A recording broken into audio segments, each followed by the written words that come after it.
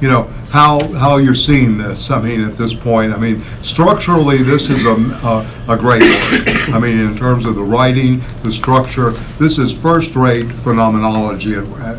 So of any value, the value of really beginning a thought exercise, by reading it and thinking it through, right? Both through Freud and Lacan, because he does mention Lacan.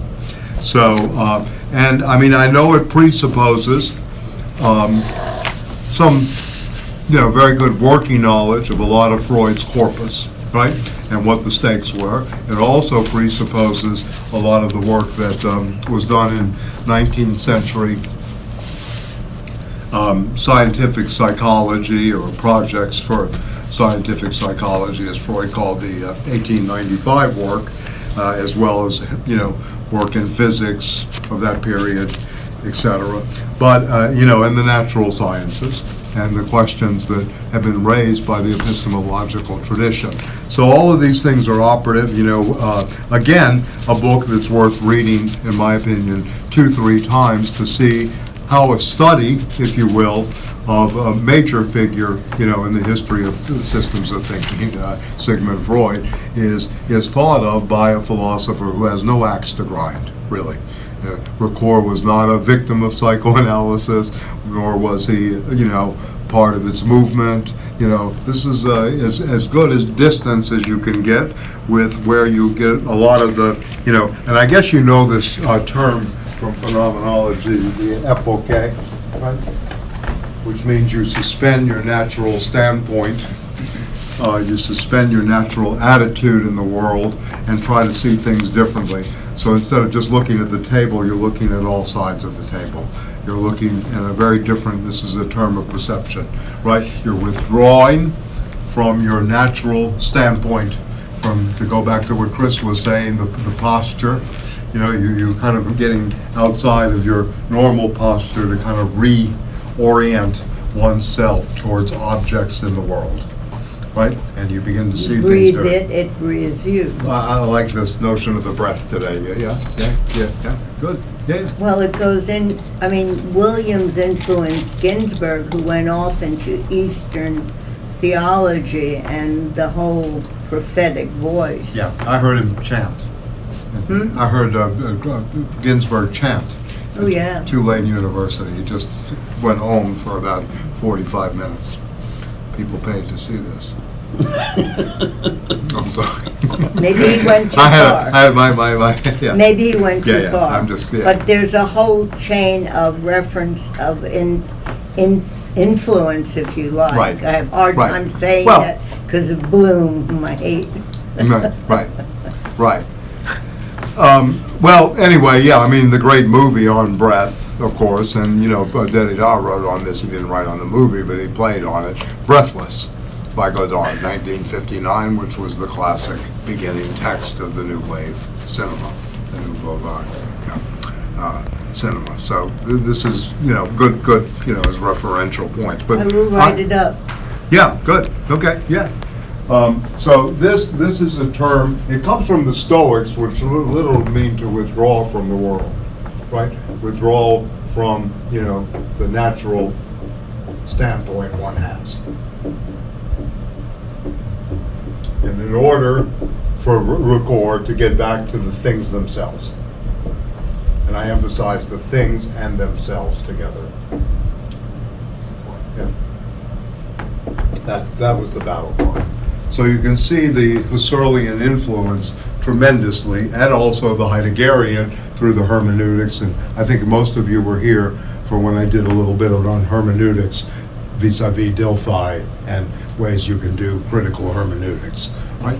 So anyway, this is how he's operating here throughout the text, right? And he builds the book. Probably a good time to talk about somewhat the structure of the book, right? He builds the book through the three basic categories, that are really Kantian in a way. The notion of problematic, that you set out a series of questions, and the great text on this, for those of you, and I'm sorry to do this, but I think it's important, it really deepens our knowledge of these things, that they're just not there are historical anxieties of influence or historical reference that produce this.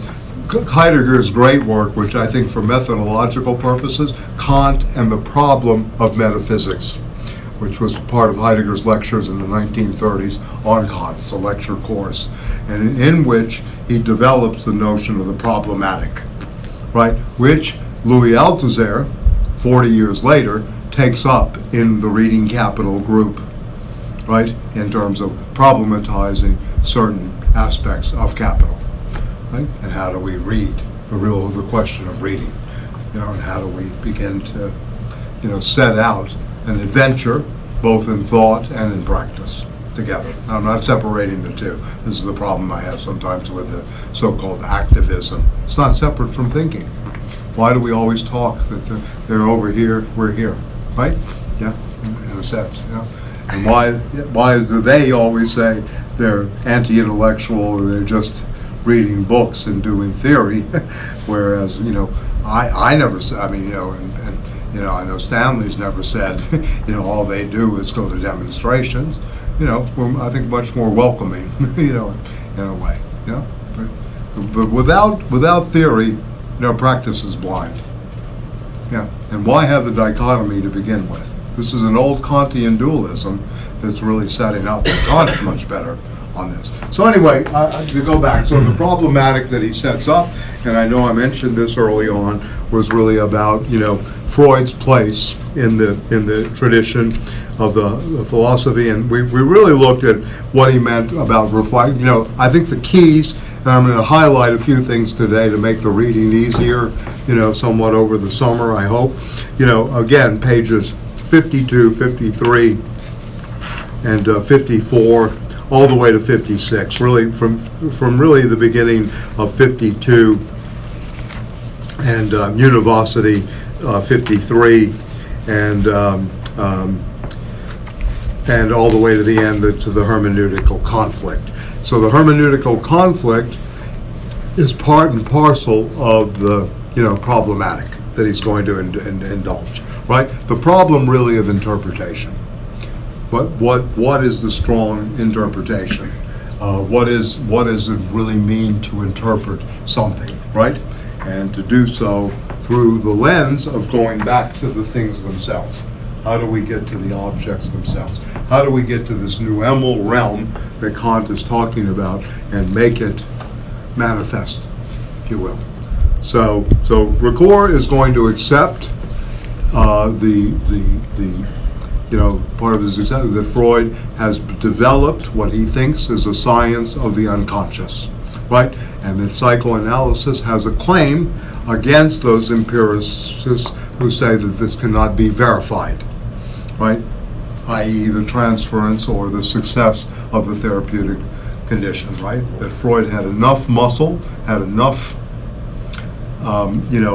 wherewithal to elaborate the unconscious, and we read part of that, right? We read the little piece that he wrote on the unconscious, in which he claims it is a science, right? That he is really, this is what he's going to be doing, is the science of the unconscious. Right? So Ricouer is going to accept that throughout, etc. Then he goes on and talks about this project for the scientific psychology in the next chapter, and this is the analytic, and you can see the Kantian moment working here from how do we set up the problem between natural sciences, the epistemological status of Freud, is Freud, really doing a new knowledge here? Is he really producing a new knowledge? And Ricouer, I think, is in agreement with this, right? And against the factions in philosophy, such as Adolf Grunbaum and many others, that deny that this is any science at all, and best it's hocus pocus, or it's a good art at times. Yeah, please. One demurral. Freud may claim that the unconscious is a science, in that the discovery, I'm just going to correct the way you put it. I'm sorry. The unconscious is this. He's going to try to do a science of that existence, Okay, and an and interpretation that's around what I it. was So saying. the given is the unconscious. That's in what all I of was this. saying. Okay. Freud may claim that there is a consciousness, that it exists, Right. and that there is a science of its existence. Right.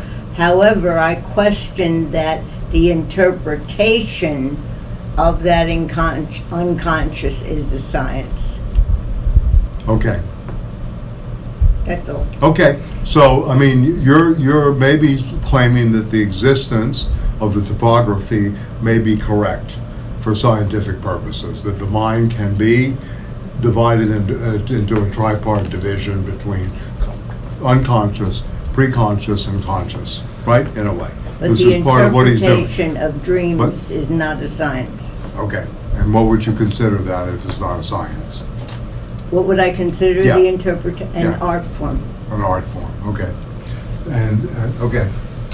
But I mean, And- just in terms of, Yeah. science in the broader sense of Wissenschaft, Right, like right. the German idealist sense Mhm. of science, which is a body of knowledge rather than, scientific inquiry. I'm still way behind on the Ricouer. I'm just getting to the part where he's saying, basically what Freud is doing is he's doing a transcendental deduction of the unconscious, and I think in that sense it's meant to be a science. Right, he's making it into a Wissenschaften, which our word science as knowledge and the way we see science as dominant is not like this. This is much more of a craft of building, right? Something that goes towards a rigorous interpretation.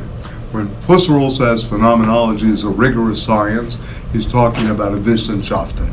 He's not talking about its physics per se, or the natural sciences, right? He's speaking about this as a rigorous interpretation.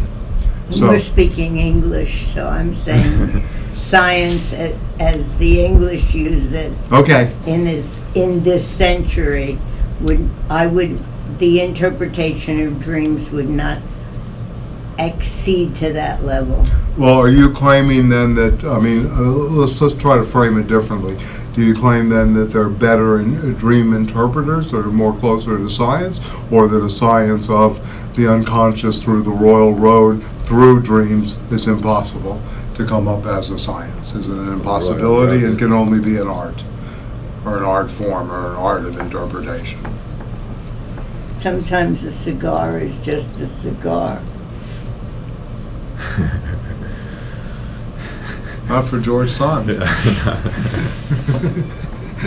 You know what I'm saying. I kind of do, yeah. I'm just wondering how I know all the much- jokes, yeah.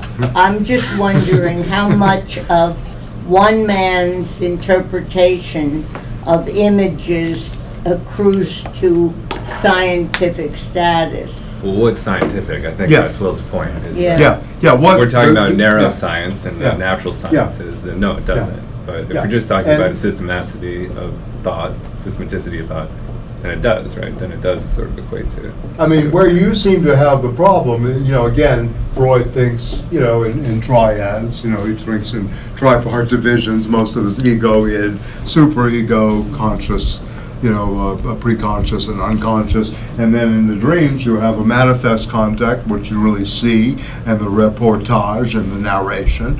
What then is extracted as part of the latency in that dream, what is really behind it, but then to really look at the logic as connected back to daily residue and everyday life and into your own life history.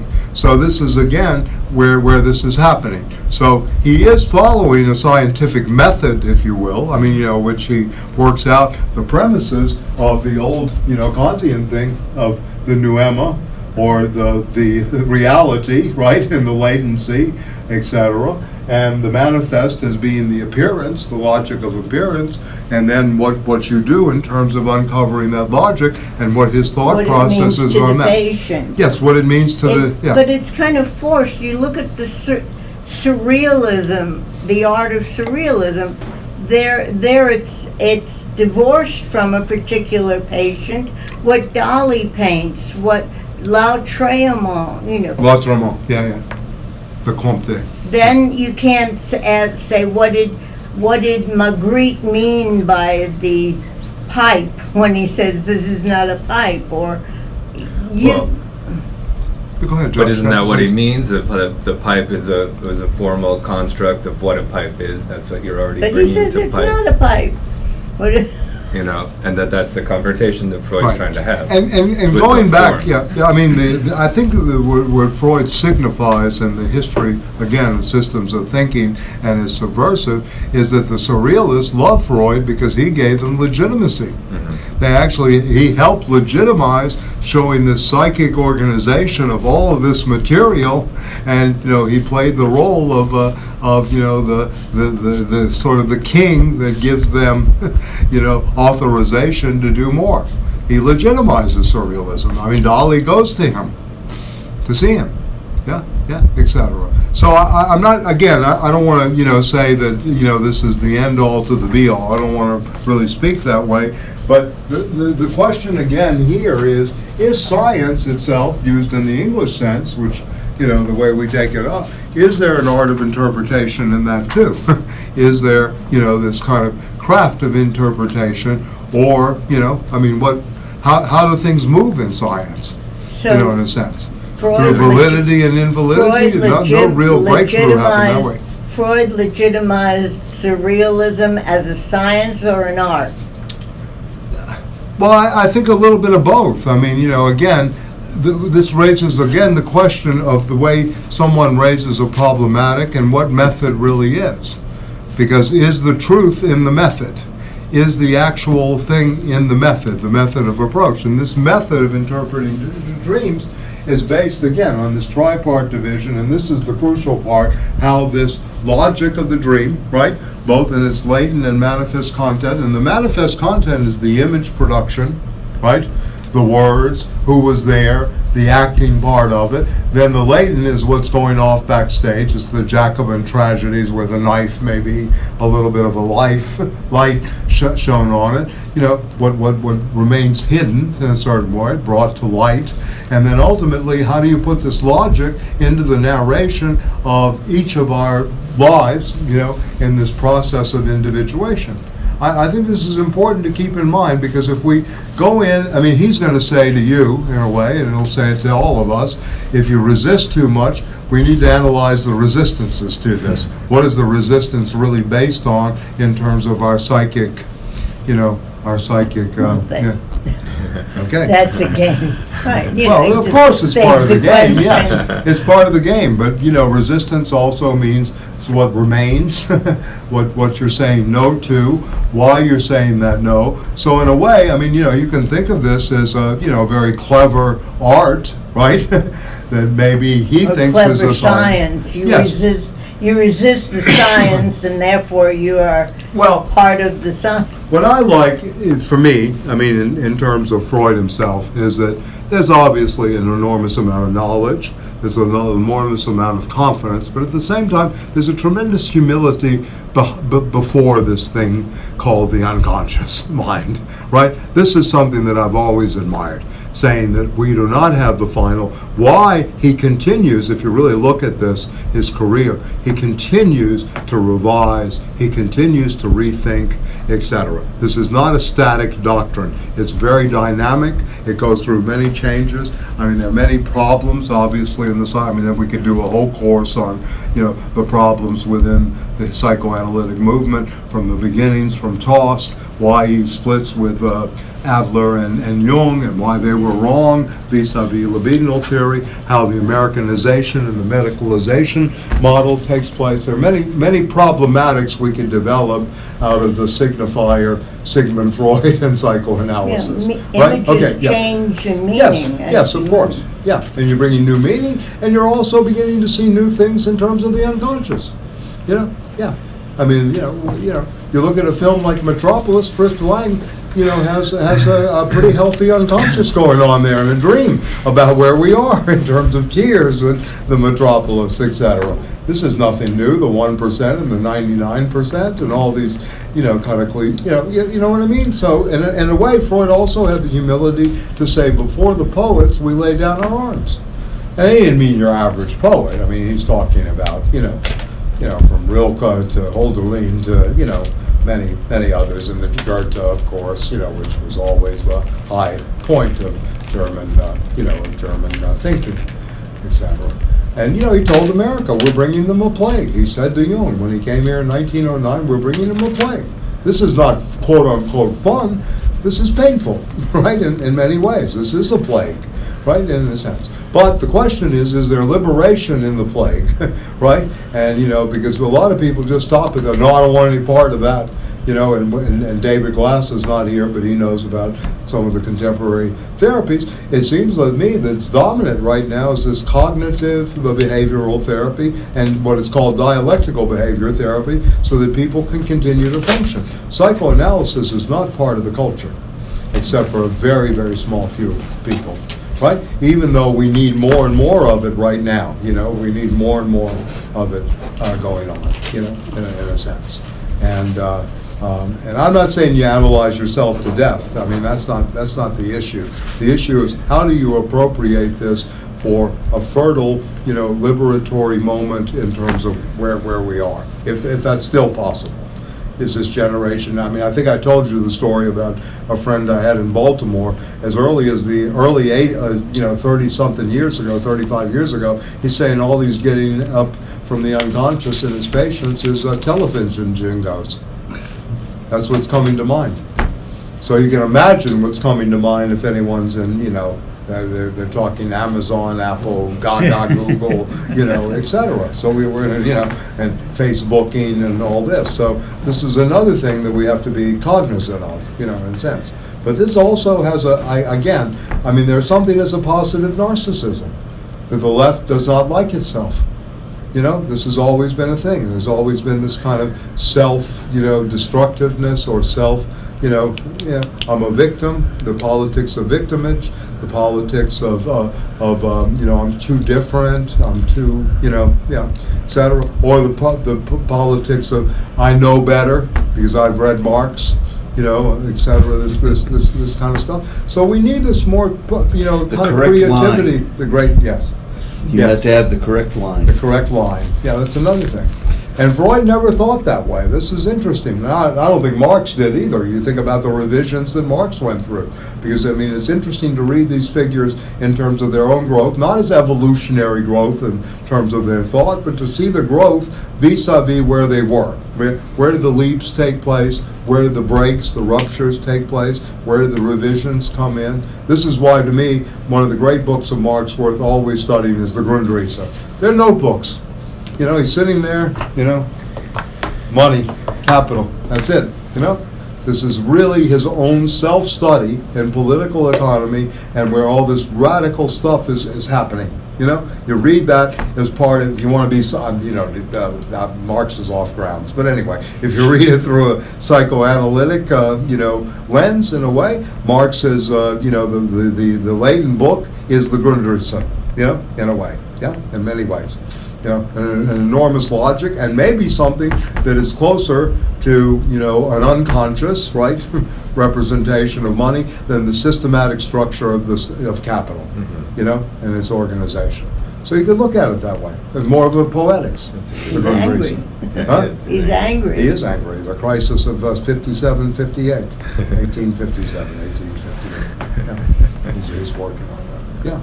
So anyway, I don't mean to, I know a lot of the criticism, of Freud. Ricouer, again, to go back to Ricouer, is he's going to try to treat this as a science, as a Wissenschaften, as Will pointed out and Josh, just mentioned. This is really about this. And in that, there's a craft, right? The Schaften is an activity. It's not just, it's science, Jacob Bronowski, those PBS programs in the late 70s or middle 70s, The Ascent of Man. No, it's not what he's talking about. It's about a process, a very dynamic process. And this is, again, what he's really trying to point out through a reading of the corpus, right? And the corpus. And is there philosophy? And as Will pointed out, yes, the transcendental deduction is operative from Kant, which you can just call the deduction and the critique of, you don't need the language of transcendental. That's for academic philosophy, right? You can just call it the deduction.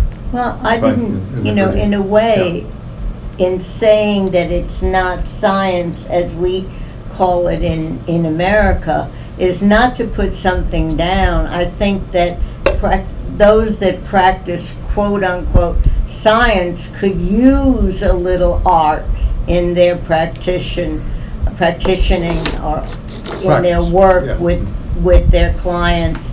To do it straight from the book is not better than those who have an art or a way of approaching individually, understanding sure. people. Sure. So having an art added to that scientific method only adds to it, one's ability. Right. I mean, look, we're also dealing with something as valuable, at least in terms of systems of thinking, as valuable as the Copernican turn. Freud is going into no man's land here, right, and trying to build something like a psyche. You know, again, the art of construction is underway here. You know, he is in no man's land, right? I mean, he's going to depths that very few are, you know, capable of going to, much less take the risk to go to, right? This is really an adventure, right? And a very risky adventure to go down to these depths, etc. And the founding moment of the psychoanalytic discourse, and always Freud's favorite, is the hysteric, right? This is what Freud is studying his whole life.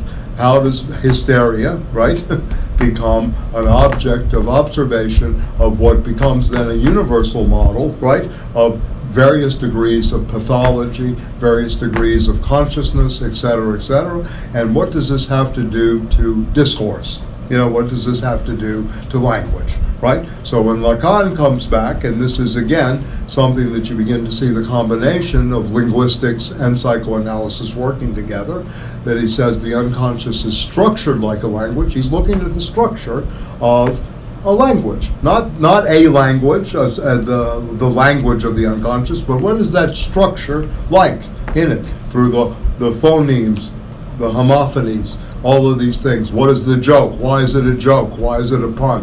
Why are these things happening in language, and what relationship does this have to our, you know, unconscious motivation and our unconscious wishes and tendencies, right? In so many ways. And he sets up, you know, also the first, you know, comprehensive analysis of us as extremely destructive species.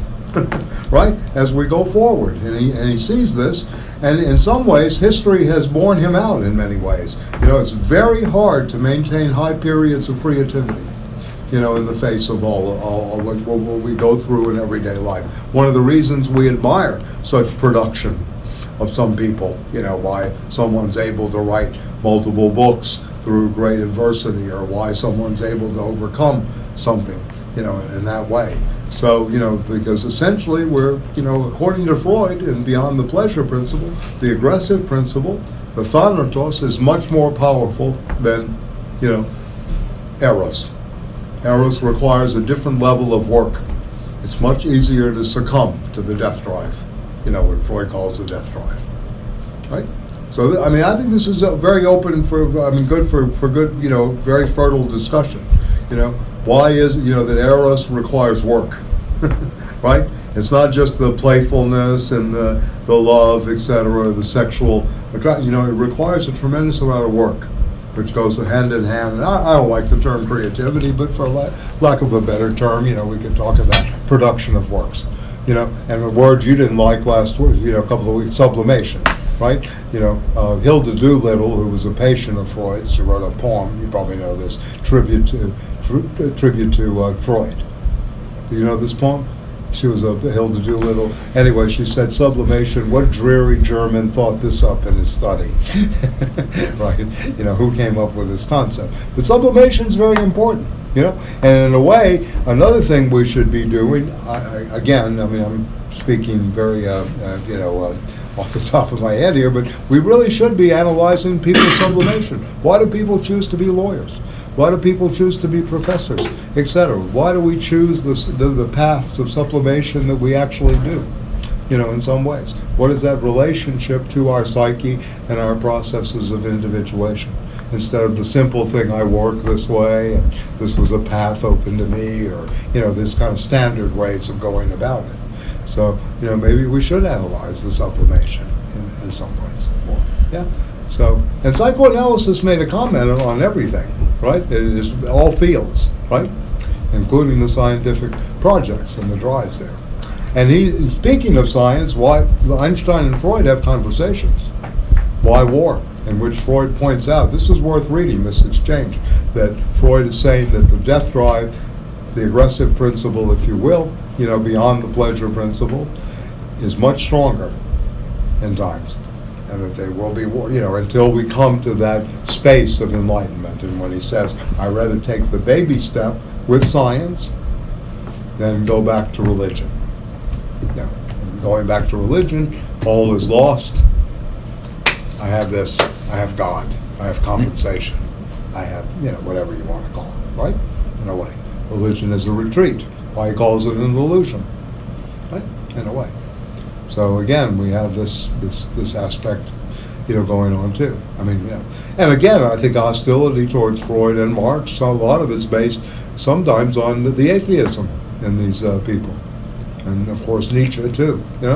So the three masters of modern consciousness, if you will. I took a course called Man and His Fictions many years ago, and in that class it kind of came out. I was thinking, that the three, Ricouer calls them the masters of suspicion, but they're really the makers of the modern consciousness, ontologically, power, desire, and value. This is what we're always thinking in these kind of terms, Who has the power, empowerment, taking power, all these kind of things. We think about what we want, right? Right? Well, and we think about what has value in life. We're always thinking in these domains, economically, psychic economies, and political economies, all around that.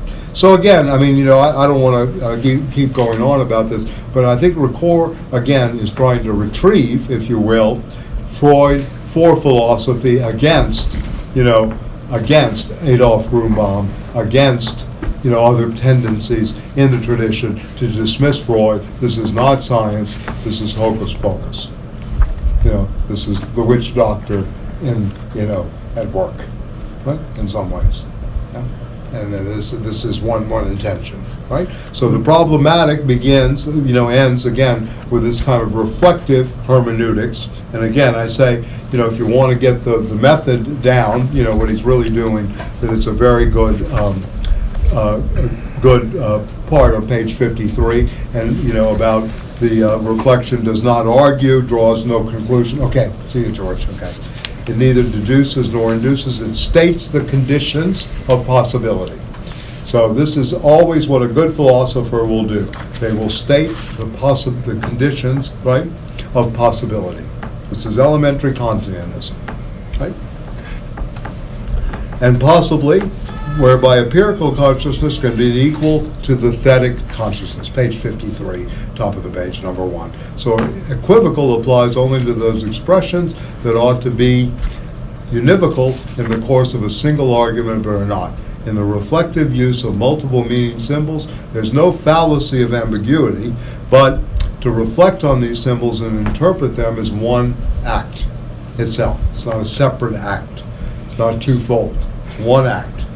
The symbolic, the symbolism of the dreams is one act with the interpretation. It goes part and parcel with the interpretation once we read the symbols.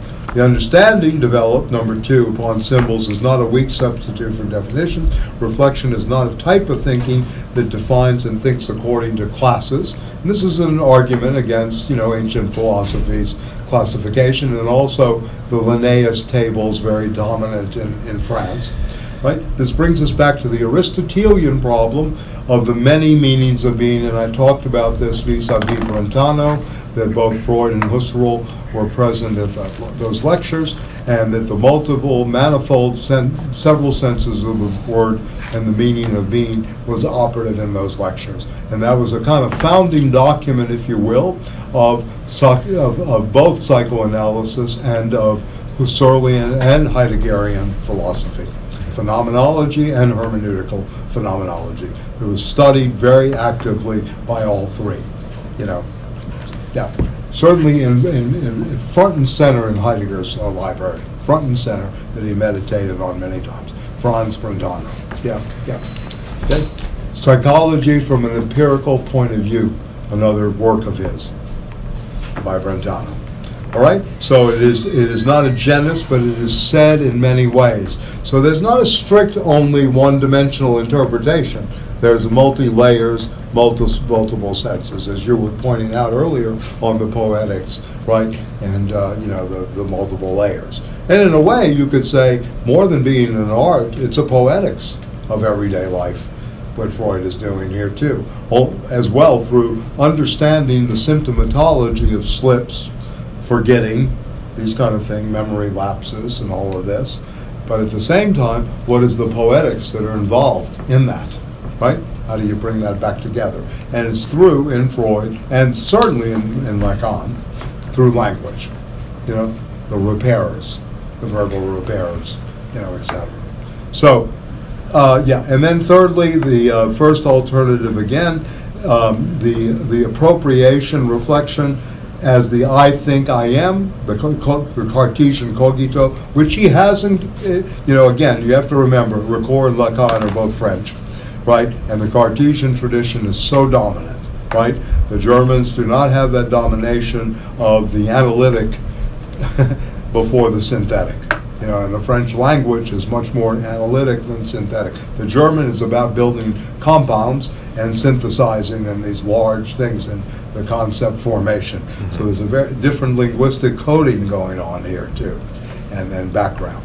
And Luther is a very different character in terms of the modern subjectivity than René Descartes is, in many ways. So, you're dealing with the different kinds of what? Bravo. Yeah, bravo, right.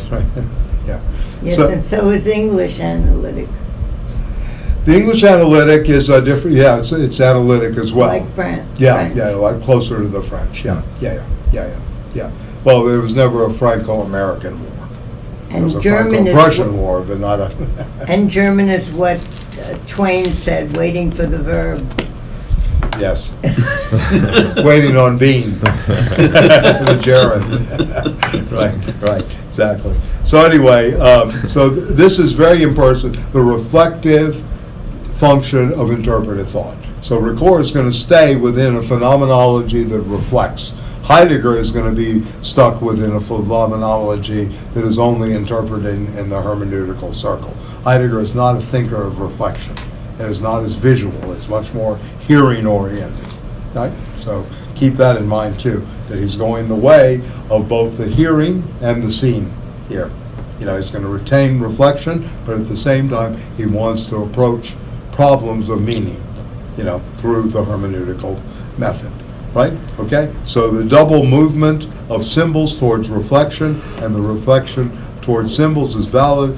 Interpretive thought is well-rounded. So sometimes, yes, the cigar is just a cigar.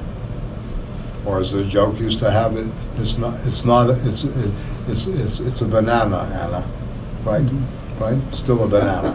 So, used to, for the daughter, right? That was the popular, perversity of that one. Anyway, thought is not measured by a logic of arguments, and this is very interesting. This is subversive in a way. This is, again, Heidegger, I think, speaking through Ricouer. That such thought is not measured by a logic of arguments. The validity of philosophical statements cannot be arbitrated by a theory of language considered as syntax.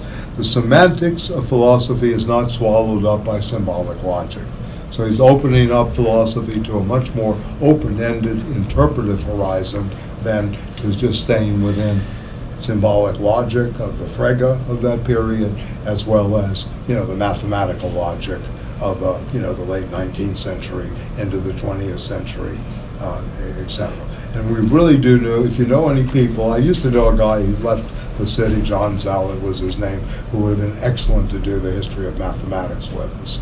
I mean, he's really good at both the teaching and the history. But if you know of anybody, we really need someone to do mathematics, in terms of, the ontology, theories, the historicity, and going forward. So anyway, that's very important. Now, again, he's clever. How you read Freud, he's going to give you first a reading lesson. from the hermeneutic, and then he'll go on. And I know last week we spent a lot of time on the notion of drive in the pedagogical moment, and you know, the first part of this is really about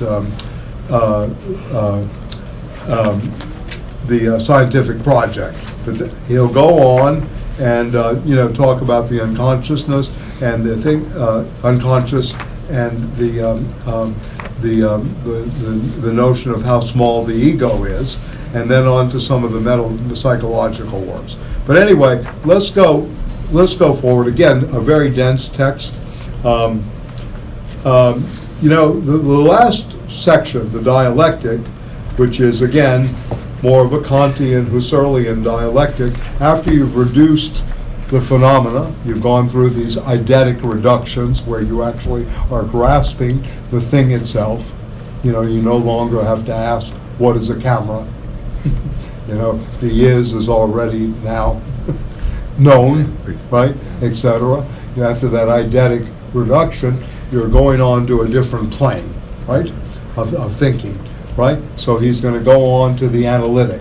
And dialectic, I'm sorry. And the dialectic here is, again, the tension of, you know, Freud, particularly, again, through the death drive and masochism. And this raises historical questions between Reich and Freud, too. Reich split from Freud. I mean, first of all, Freud, you know, they kind of kicked him out of the, you know, they did kick him out of the IPA, like Lacan. Reich and Lacan have that in common. They were both kicked out. Reich has the dubious distinction, I don't know if it's dubious, it's probably very healthy, to be kicked out of the Communist Party and the International Psychoanalytic Association. Two dominant, you know, quote, progressive movements that became, you know, that he, you know, that's where Reich was. But Reich considered there's no such thing as a death drive. There's no such thing as a death drive, right? We die, a biological death, but what the death drive is a secondary aspect of the masochistic character structure, right? And this is in, you know, Reich's character analysis. You see a little bit of it playing through in the mass psychology of fascism, of which is Reich's, you know, extenuation of Freud's group psychology and the analysis of the ego. So this is important to remember that, you know, he has this going on too in this work with Reich and the death drive, right?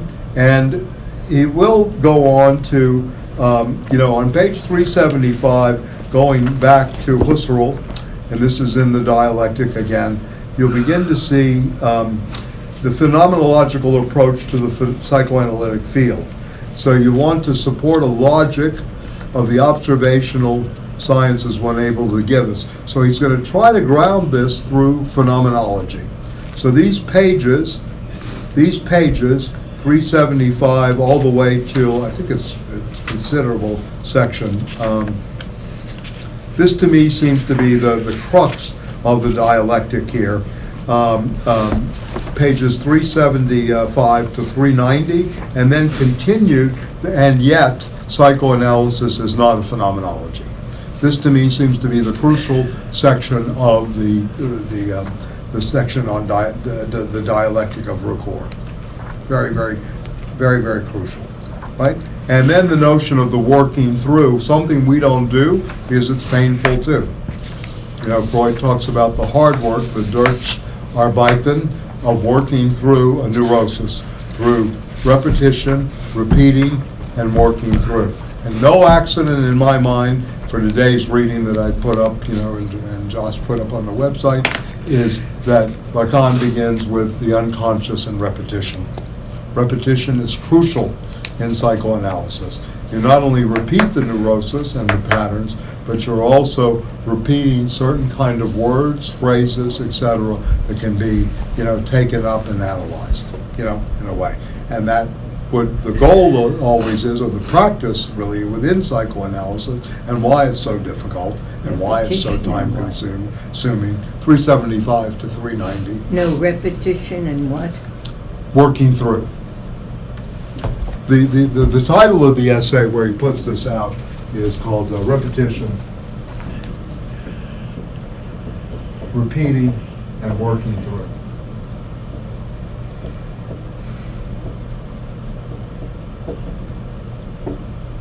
The working through is work. It's Arbeiter in German is work, Arbeit. It's Arbeit. You're working through a neurosis. Through understanding its repetition and how you repeat it, right? And then becoming conscious of it, you might be able to undergo a dialectical reversal, which will allow you freedom from that repetitious, either behavioral manifestation or that drive that is producing that. So at the worst case scenario, if you go through the working through, you're going to gain an understanding, some kind of self-understanding. So the working through. So this is the essay that he's referring to. Hi. This is the essay he's referring to. When he goes through this. But this is the phenomenological approach, and I think again from his background, and he also goes through, I don't know how much of this you read, I know it was a very long section, etc. But he also goes through B.F. Skinner, behaviorism here too, as well. It's a very, very great section, this dialectic. I think Ricouer's thought patterns, you begin to see how the phenomenologist really works.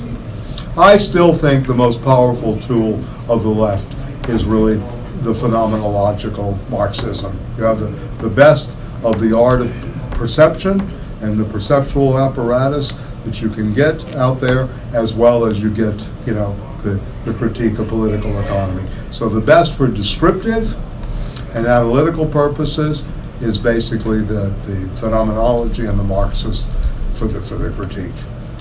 And Marx is considered a science too. Yep. And the term that's used by someone who's not translated here, but I like this term very, very much, serious research. It's a great code to use in the United States. I know I'm on, quote, YouTube, but anyway, it should be more secretive, right? Serious research would be a great thing. This is what Tosel says Marxism is, vis-a-vis the radical innocence of science. Because you have to ask yourself how much of science is really science, too, and how much of this. Listen, I don't want to separate it into bourgeois versus proletarian, but certainly in terms of functionality and use out there, use value, it has become a real political question and something very, very, under-theorized and under-talked about on everything on the left. Very, very. Nobody talks about the division, and Phil knows this, in Berkeley, between Livermore and the main campus. You need a different card. Well, you went there. Yeah. Yeah, you've ever been to Livermore? Did you ever sneak up there? Or? Yeah, I sort of know where. Yeah, right. Well, that's where your scientific community is operating at some level. Have you seen, anybody seen the movie, The End of Violence, Wim Wenders' film with Gabriel Byrne? No? It's a great film to look at in this context about how observatories can locate exactly where we are. It's really about the coming police state. It's about surveillance capitalism. I read these books, they're way behind all the films that, have come out. You look at these titles, this woman that's getting, Zoloff is her name, is that it, from Harvard Business School and Surveillance Capitalism. I mean, we don't know this already. And Zupanik. Yeah. She's a Lacanian. She went to Harvard and she got a business degree. Yeah. And she wrote about surveillance and capitalism and in business and expanded it into our everyday lives. It's in the new book's by a woman named Zoloff from Harvard Business School.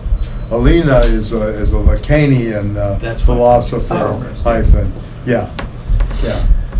Zoloff is the person that's coming out of Harvard with this new thing that's been on a book tour. Yeah. And she may be in Greece, by the way, this Alina, may be coming, all these crazy Lacanians. Zoloff is also a drug. Yeah, it's supposed to calm you down. Yes, it is, yeah. Well, that's covered. It may also have come from Harvard, I don't know. The drug? probably, Yeah. yeah, probably, yeah. So, In yeah, this section, he kind of goes in. Yeah, sure, I mean, I yeah, didn't read please, this yeah. whole section. I'm It's sorry, crazy. yeah. On page 341 already. but Okay, yeah, He does. good. He does talk a bit about why Freud chooses a sort of Kantian model over the Hegelian one. yes. I don't. I don't know. There isn't much. I don't have a question per se, but maybe is there something? Well, you could there's say no to that? unconscious in Hegel. Mhm. We have absolute knowing.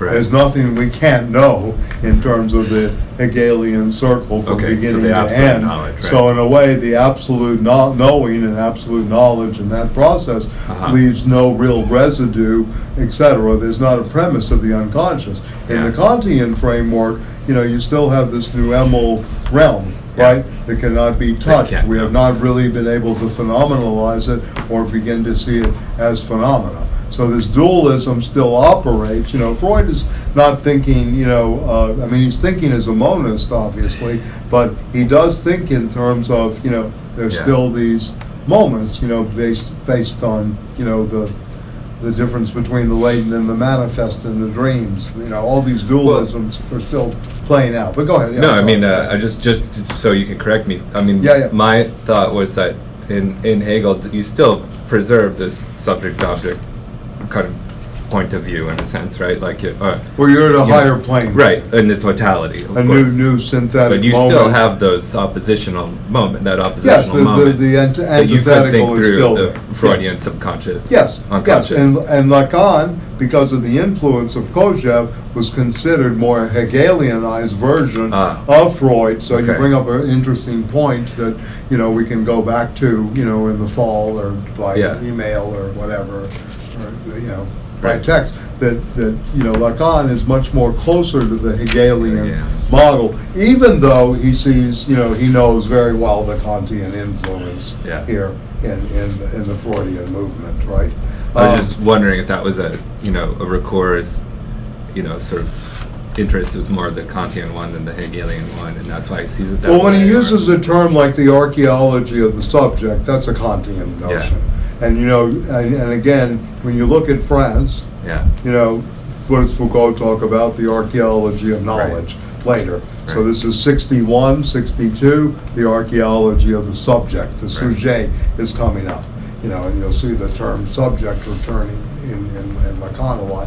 And then by 67, Lacan is going to, Foucault, Archaeology of Knowledge, which is a great book, really worth reading about discursive regularities and formations. And Foucault by no means is Freudian. yeah. Lacan stays Freudian to the letter going forward. It's a very original reworking of Freud, but he still says, I'm not Lacanian, I'm Freudian. Because he really He was thinks he has... Kantian yes. also. Well, yeah, and claimed to be. Hegelian, and sometimes Oh, yeah. Nietzschean, yeah. So in a way, if we label too easily, but I Right. think Josh is right, methodologically, Ricouer is going to say, look, the influence mostly on Freud was Kant, right? In this thing. He is not a Hegelian, totalizing thinking in this kind of way. So, yeah, I think this is important from the standpoint of method, the path on which we, Right. go through this. Yeah. So he says on page. I mean, I like this too. Page 342, which you're just referring to. Yeah. This logic of experience, right?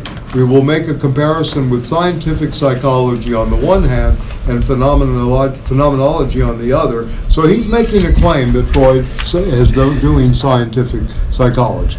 He likes this 1895 piece. If you remember, we talked about the hydraulic and dynamic Right. model of that period. So, and on the one hand, is aimed at determining by a method of difference the place of analytical experience in the terms of the full-fledged or total field of human experience, right? Secondly, moving to a more properly philosophical level, right? So, yeah, we will ask ourselves whether a philosophy of election can account for the realist and naturalist concepts govern the sui generis experience in the Freudian theory. The guiding concept is in this reflective step, and reflective means taking a step back, after the eidetic reduction, after you've seen the thing itself and understanding it and moving on to the next step of the process, right? So he's already performed this epoche in getting to the phenomena itself, right? But now he wants to take a reflective step, right? Will be the archaeology. This is where the theory or the analytic comes in beyond the descriptive. So if this helps you, the first step in the epoche is to get to a descriptive phenomenology, to describe the phenomena of the demonstration, of the action, in DC or something like that. The second step after that is the archaeology, the reflective step that begins the analytical dialectical, right? This kind of process, right? So you're going from the descriptive level, there's not a critical level in here, right, at this point, right? There's only the descriptive to the analytical to the dialectical.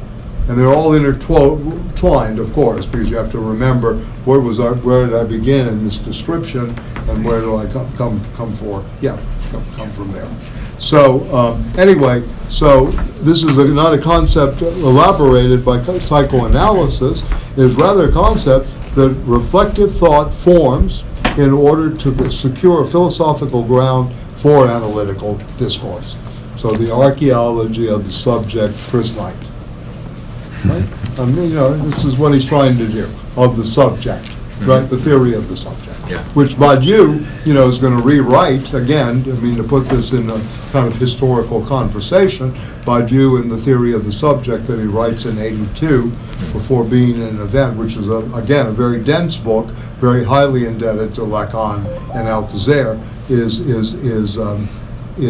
going to, talk about the subject, the sujet, and Lacan. He would spend enormous time in his seminars. I want to acclimate you again to the word, the subject, again to the sujet, right? And this also became, part and parcel of Foucault's discourse, our forms of subjection. Not only the sujet, and how we're thrown as the sujet, right? Which has something to do with the project and how things are jettisoned, if you want to really think this, under the jettison, for the jettisoning, all of these things are operative, in the codes, right? We begin to see, here another step, right? Another step, incorporating into itself the discourse of its own archaeology instead of abstract reflection, right? That we've gotten to the descriptive only, it becomes concrete. We're able to grasp, right? Yeah, we're able to grasp. And thirdly, an archaeology remains abstract so long as it is not integrated by way of complementary opposition with a teleology. So again, analysis, terminal and interminable. Freud says it never ends. Hans Sachs, one of his better representatives, says it goes on forever, right? It never stops. With a progressive synthesizing of figures or categories where meaning is each is clarified.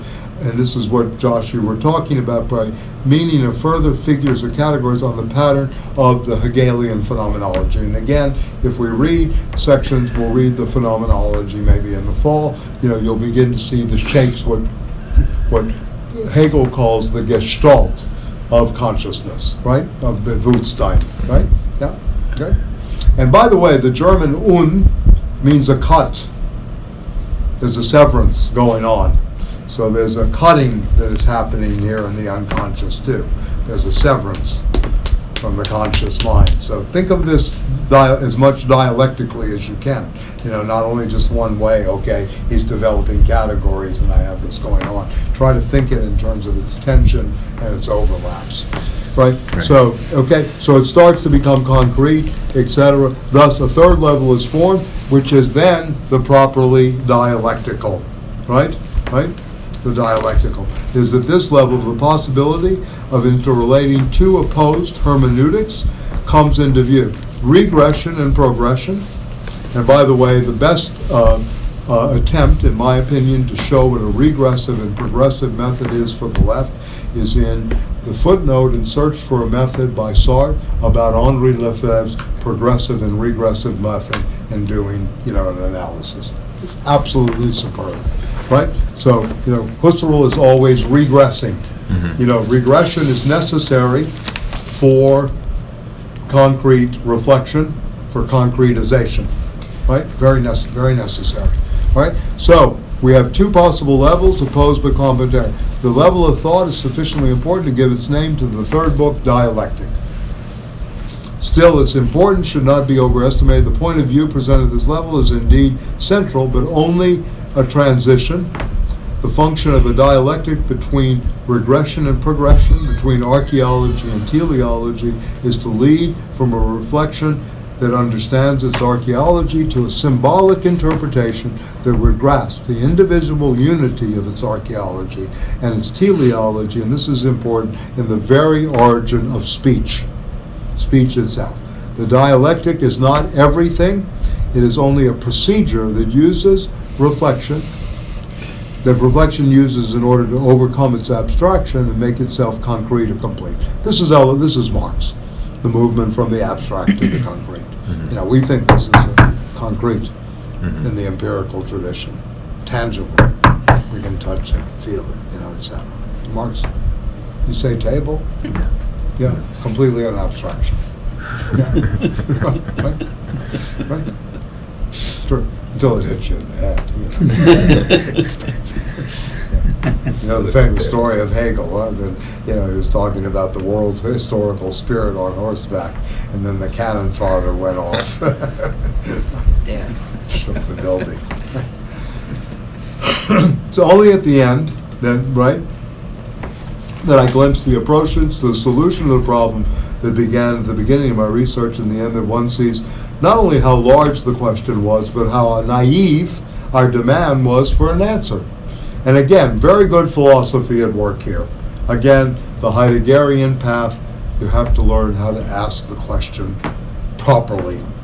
Not that that's politically correct or incorrect. Properly means that it sets you on a path in which you begin to see the density of the layers, and you begin this kind of delayering approach. Yeah, and very, very interesting in this way. If the journey to the point of departure is so toilsome, it is because the concrete is the final conquest of thought. Very interesting. We live mired, if you want to be wax a little bit here, mired in abstractions. That's how we live. We don't really get to the concrete level. We think we do sometimes, but we're always mired in those abstractions. Yeah. And again, I think a failure of today is to being able to live in the morass of contradictions that we're facing. People just don't want to put the phone in front of you. I'm on the subway coming today. I do these stupid mental games. 41 people in the car, 38 are on the phone. Like this. I'm the only one reading a book out of 41 people. Right? Now I can stack that up. It's a Memorial Day weekend. Texting, you know, their sympathies. So you're questioning the content of their reading. You're not questioning their interactions. Very good, Chris. Yeah. See how fast you learn? That's good. Yeah, you're not questioning their interactions. Yeah. They could be reading comic books. That would be okay? Whatever. I mean, you know, I'm not sure. Yeah. I have a thing about the screen and mediation. And I think what's happening is that there's a new layer that is being there that really hurts from the actual synthetic activity of the mind. You know, that you're just... If they're all reading newspapers instead of the screen, is that okay? Well, I don't know if it's okay or if we'd frame it that way. I think we should frame it in terms of, is there more synthetic activity going on in reading the printed word, a newspaper, or from a book, and having this kind of old spacing at work rather than projections onto a screen and what's really actually going on there. I mean, what kind of reading experience is that? And what is that doing to the mind and the neurological apparatus? And what does it do to the function of memory? You know, because you can always, I mean, I know you can scroll up and down, but very few people do that. At least in a book, I can go back to page 46 quickly here with my hands, you know, and I have, and the German word, to begriffen, is of the hand. You're grasping by the hand. It's very, very concrete, you know, physiological that way, you know. So, I mean, you know, for me, it's a new kind of process. that takes away from memory and actually becomes a kind of object of where the memory is out there and no longer are we remembering, repeating, and working through, or repeating, the repetition is not a healthy repetition. It leads to a kind of psychic automism, in some ways. But So you things- still have an address book somewhere to remember all the phone numbers of your friends, all of them? I don't know yours offhand, but See? if I call 2 or 3 more times, I bet you I'll have it. But maybe it's I more don't like, call you that. I don't want to disturb you. But if I Oh. thought, if it's like Stanley, I'm just Yeah, getting yeah. back to. Yeah, I understand. Yeah, to yeah. Plato and the argument that you should know all of the numbers, you shouldn't revert to writing. Well, I don't know if the argument is more complex than that. I mean, but I hear where you're coming But these from. questioning writing. He questions it because of, the Derridian moment there. She's referring somewhat, or coming from the position of Derrida's great essay on the pharmacon, in Plato, and how Plato has to cover his ears when he hears the sound of writing overcoming speech, and the god Thoth, and they're very interesting, very creative piece, to put it mildly. But anyway, but Plato also thinks of writing as an aid to memory. He's not against writing. He thinks of writing as an aid to memory, but memory and the speech of memory and the oral traditions somehow for him may be more powerful why the dialogues are constituted the way they are. So, this is a very, again, a problem, This is in the Phaedrus. It's a great starting point in terms of studies in rhetoric, writing, and speech. What is rhetoric, the rhetorical tradition very much develops out of this work. Yeah. The king had writing, but he didn't want to have his people learning writing because he felt that was dangerous. Well, Levi-Strauss kind of takes that to task in the writing lesson in Tristropique, where he teaches the chief how to write a little bit on the magic writing pad, and the chief, instead of sharing it with his subjects, keeps it for himself. And then Mustafa Safwan, a very, very prominent and worthwhile reading, worthwhile to read, Lacanian analyst, wrote a book, Why the Arabs Are Not Free, because writing has been withheld from them. They're not in the practice of writing, right, in a sense. And just think if we had, really this, we're taught how to read, we're taught how to speak, we're a very vocal, oral culture here in the United States, right? We're not really systemic writers. We don't really, Readers. Or reader. Well, yeah. But I don't know how you can have one without the other. That's the problem. And Yeah. many of these, you taught, composition, right? Many of these composition interventions were based on, just free writing and Homer. let the kids. Yeah. Homer was based on oral culture. Yes. But the question here is, I don't know how you can learn how to write unless you know how to read, and vice versa. I think it's very important to have that dialectic going on. You can't, yeah.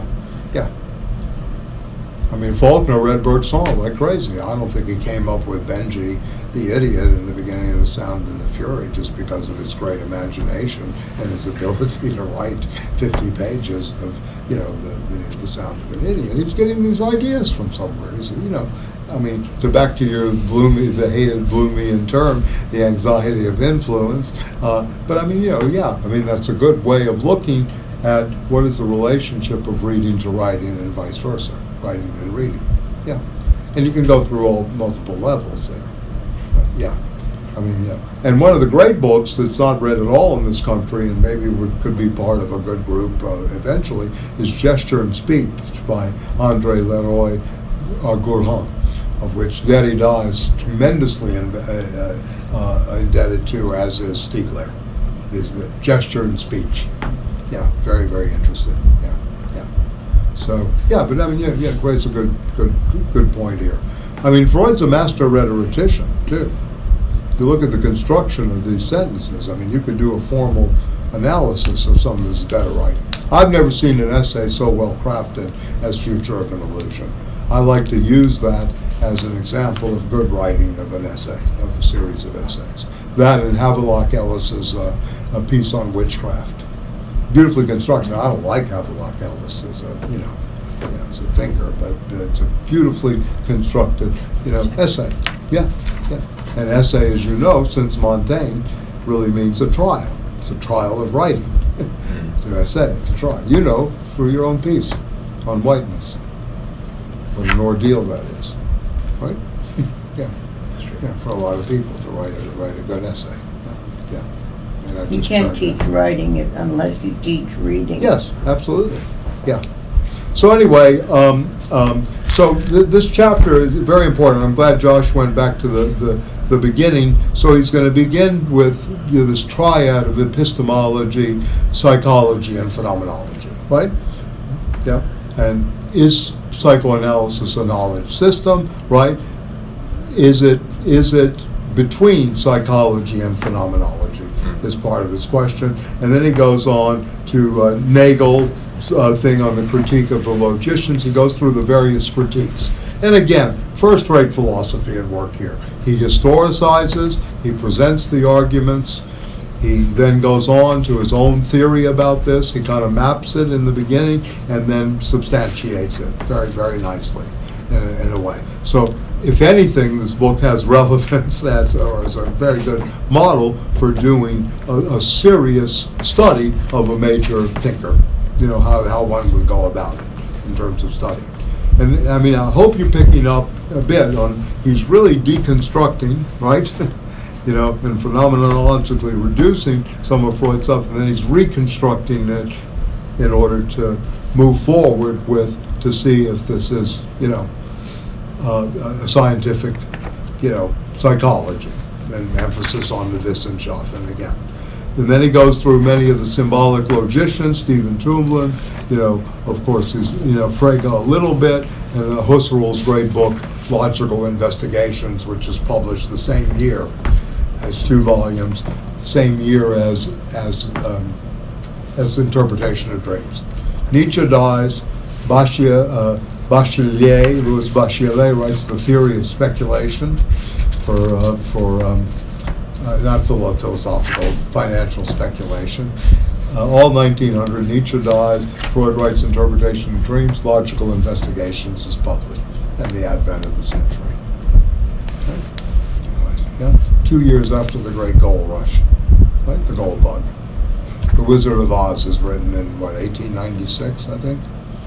The Wizard of the Ounce. Right? About the gold crisis. Frank Baum, who's a socialist. That should be brought up in these discussions. The Wizard of Oz, one of the most popular movies for kids, was written by a socialist. This will dampen the Fox News people, the Rachel Maddow, all of these people in a way. Oh, I didn't know that. Yeah, right. Yeah. Why is it the Emerald City? Right? Yeah, right. Think about this: the scarecrow without a brain, the agricultural crisis, the tin man that needs to be oiled, industrialization, etc. The Cowardly Lion, the Congress. Right? Yeah. The Great Oz, right? The Wizard. Right? Yeah. All being written, all this stuff is going on. Very interesting, this kind of, to me, at least to my mind, I like these little things. Who wrote that? Frank Baum. Baum? Yeah, B-A-U-M, yeah. So socialist, actively, admitted, not a reformed socialist, but actively, scripted. Yeah, that's great. Yeah. You got the good and the bad witch, too, East and West. Lot in there to be working with, in a sense. So that may be a good project too. How to read Wizard of Oz politically. I never knew that. Yeah, no, Careful that doesn't. Yeah.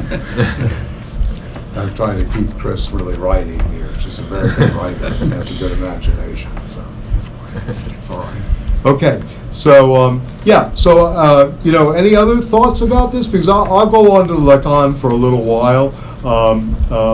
This gets very technical. I mean, again, it presupposes, I forgot how how technical it gets. You know, it goes into Husserl's Cartesian, and I know none of you maybe wills the Cartesian meditations, but of Husserl, which were the Paris lectures that made him famous in Paris and created Levinas, Jean-Paul Sartre, among others, were all in attendance for those, and a whole group of people, right?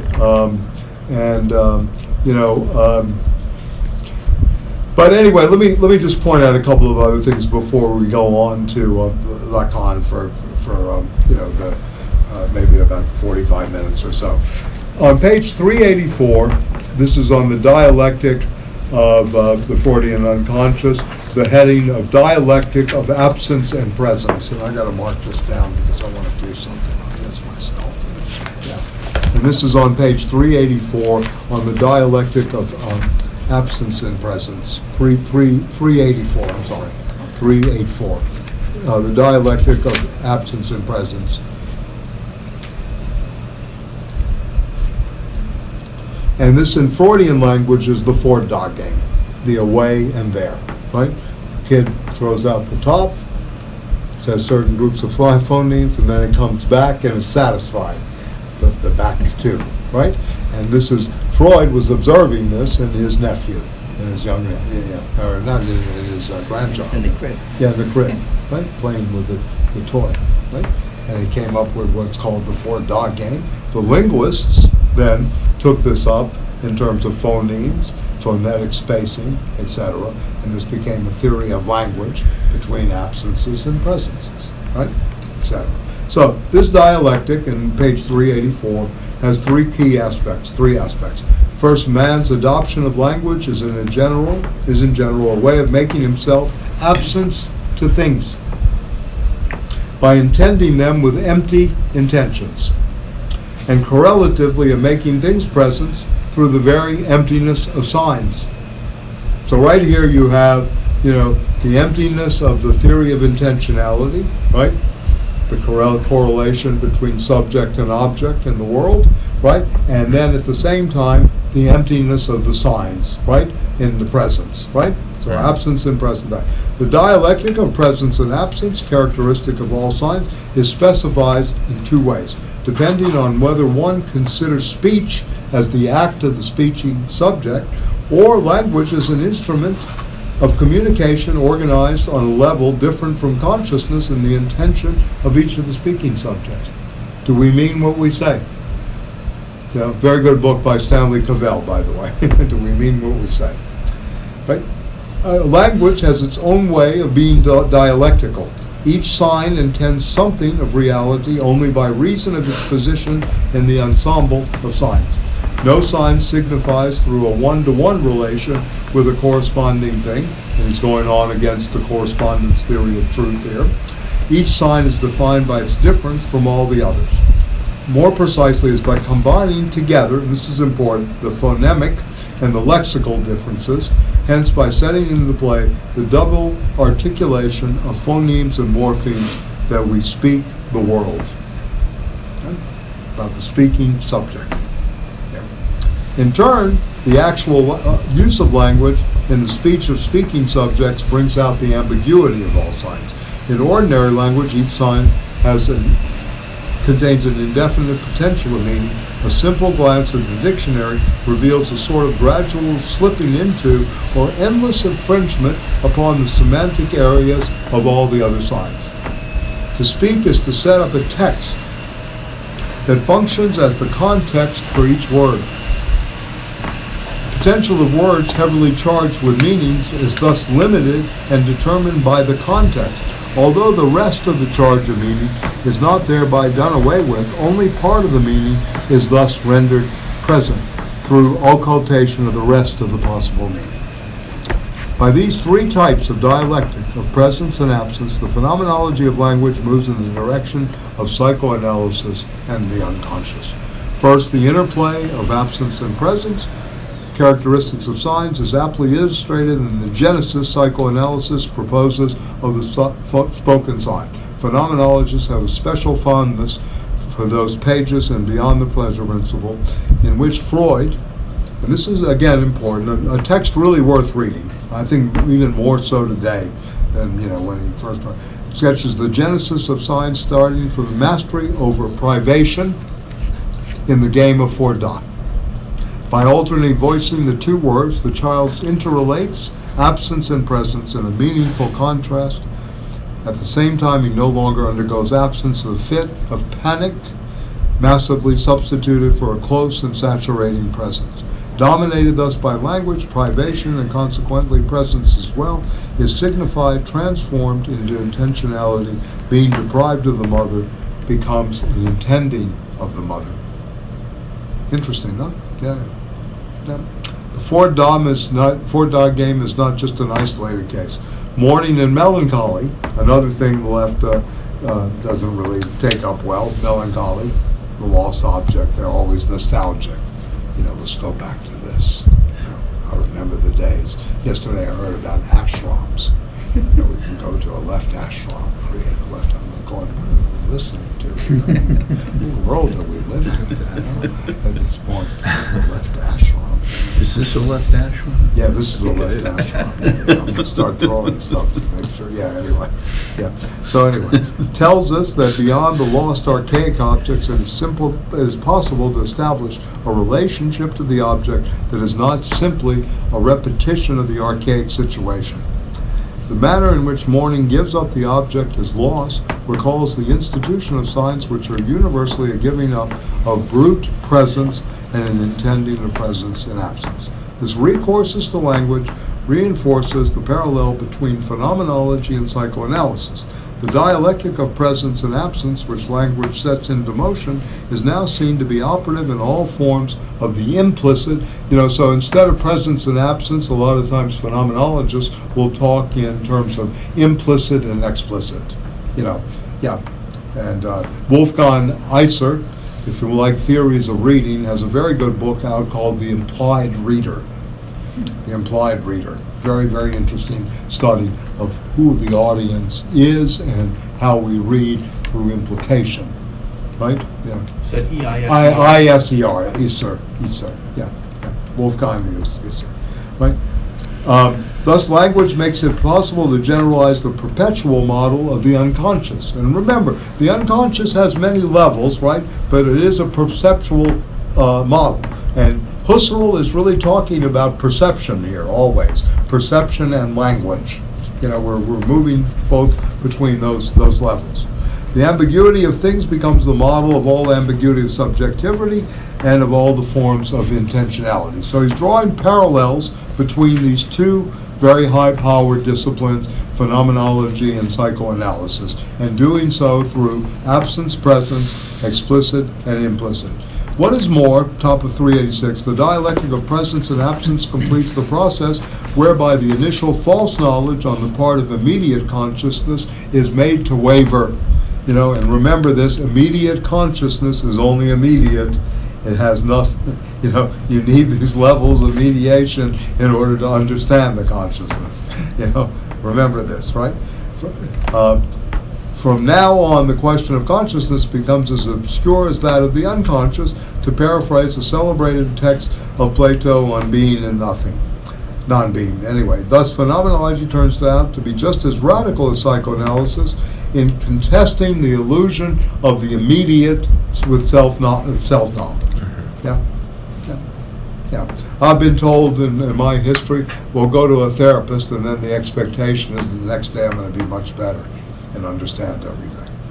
We talk about immediacy and demand, right? This is ridiculous, But anyway, many times. Every mode of being conscious is for subjectivity, a mode of being unconscious, just as every mode of appearing is correlative to a non-appearing or even a disappearing, both signified together, co-signified in the presumption of the thing itself. Language reveals this co-signifying of the implicit as absence, and it does so more clearly than a phenomenology of mute perception. Thus, language brings out the full significance of the perpetual model of the unconscious for phenomenology. So he's very clever here, using his background and his, in my opinion, one of the great phenomenologists of our era, Ricouer, using this in order to investigate the Freudian unconscious and showing the parallels We don't have to say that's intentionality over here, and that's the unconscious speaking. There is some ground where we can meet and, think of this in a much more deeper way. And phenomenological, psychoanalysis and phenomenological psychology took off in some ways. It never really became a huge practice, but it had its moment, its day in the sun, and especially in places like Spain and some of the Italians. It's interesting, some of the Spanish doctors took this up in the psychoanalytic field. So in New York, there were a few. Reggie Jackson, the baseball player, went to a phenomenological psychoanalyst, by the way, to help us hit Mr. October. Help us hitting. Yes, help us hitting. Helped it, didn't it? It helped him, right, Mr. October. At least in 1 October, right? Yeah, always in October. He must have gone to the therapist June, July, and all in the dog days, and then by October, all that was kicking in. Yeah, anyway. All right. So anyway, this is important, right? Brings out the full sense. So, fourthly, the theorem concerning language as a dialectic of presence and absence has to be complemented by a theory of intersubjectivity. And, this is, Lacan has a whole section on this, praxis and intersubjective experience, right, in a way, and the intersubjectivity that's very, very important. All of our relationships with the world have an intersubjective dimension. So intersubjectivity is very important. All right, so page 387, I'm going to move around just because of time. The intersubjective structure of desires, the profound truth, page 387, of the Freudian libido theory, even in the period of the project in chapter 7 of the Dream Book. He never described insights outside of the intersubject context. If desire were not located within an interhuman situation, there would be no such thing as, quote, repression, censorship, wish fulfillment through fantasies. That the other and others are primarily bearers of prohibition is simply another way of saying that desire encounters another desire, an opposed desire, which is Hegel, two desires squaring off against each other. The whole dialectic of roles within the second topography expresses the internalization of a relation of opposition constitutive of human desire. Again, when Heraclitus says, war or polemos is the father of all things that we talked about, this is also very much the case. Desire, right? Right? The internalization of the relationship of opposition. Without opposition, there's no dialectic. There's no tension. There's no activity. There's no fathering, if you will. No birth. Or mothering after, say both, of course, here, right? Anyway, the whole dialectic of roles, right, constitute the fundamental meaning of the Oedipus complex. You're going to leave on the most crucial sentence. The fundamental meaning of the Oedipus complex is that human desire is a history, that this history involves refusal and hurt, that desire becomes educated to reality through the specific unpleasure inflicted upon it by an opposing desire. I'll buy it. Okay. Good. Okay. Okay. At this point, the confrontation reduced to two terms, Husserl and Freud. Okay? So again, we have this confrontation between the two, the master phenomenologist and the father of psychoanalysis, should be widened, and here we go, into a triangular relation, Hegel, Husserl, and Freud. And this is a kind of a gesture, I think, towards both Kojève and Lacan. And I think it's also a gesture to Jean Hippolyte, right, as well. Yeah. More suited to a comparison with Freud, the movement to self-consciousness through the reduplication of desire in desire. The Doppelganger, for those of you that know this German term, the double, right? Doubling and redoubling. Part of Foucault's problem with phenomenology, by the way, that we're always doubling each other in this intersubjective practice. This is chapter 9 for, I don't want to rehearse the whole argument, but it's in chapter 9 of The Order of Things, where he talks about man and his doubles is the name of the chapter. A very beautiful account of intersubjectivity and its lack, ultimately. Its limitations is probably better put. Okay? So, and the education of desire and the struggle for recognition, the inauguration of that struggle in a non-egalitarian tradition. All these are Hegelian themes, which appear to have more analogies with psychoanalytic themes than does Husserl's laboral theory of perceptual intersubjectivity. There is an obvious similarity between the Hegelian struggle of master-slave and the Freudian Oedipus complex. But if these remarks are true at a first approximation, if the comparison with Hegel has an undeniable pedagogical advantage, a closer confrontation, and this is important, reveals a more hidden, perhaps, and more significant affinity. Alfonso, I'll put his first name, de Valence, observes on two basic points. Husserl is closer than Hegel, if not to the overt Freudian themes, at least to the ultimate intention of analysis. After Husserl, we cannot lay claim to a completion of the constituting of meaning in an absolute discourse which would put an end to that constituting as an ongoing process. Just as meaning remains incomplete for each subject, so too it remains incomplete for all.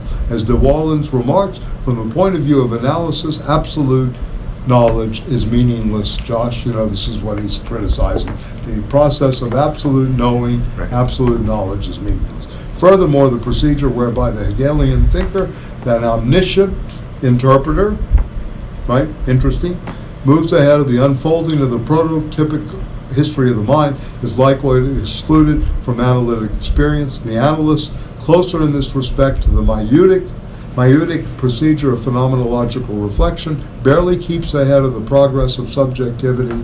He is helping in its enterprise of recognition. The phenomenologist and the analyst both realize that the dialogue is endless, not complete. Ricouer obviously is presupposing Hegelian teleology here, that we come full circle from, sense perception to absolute knowledge.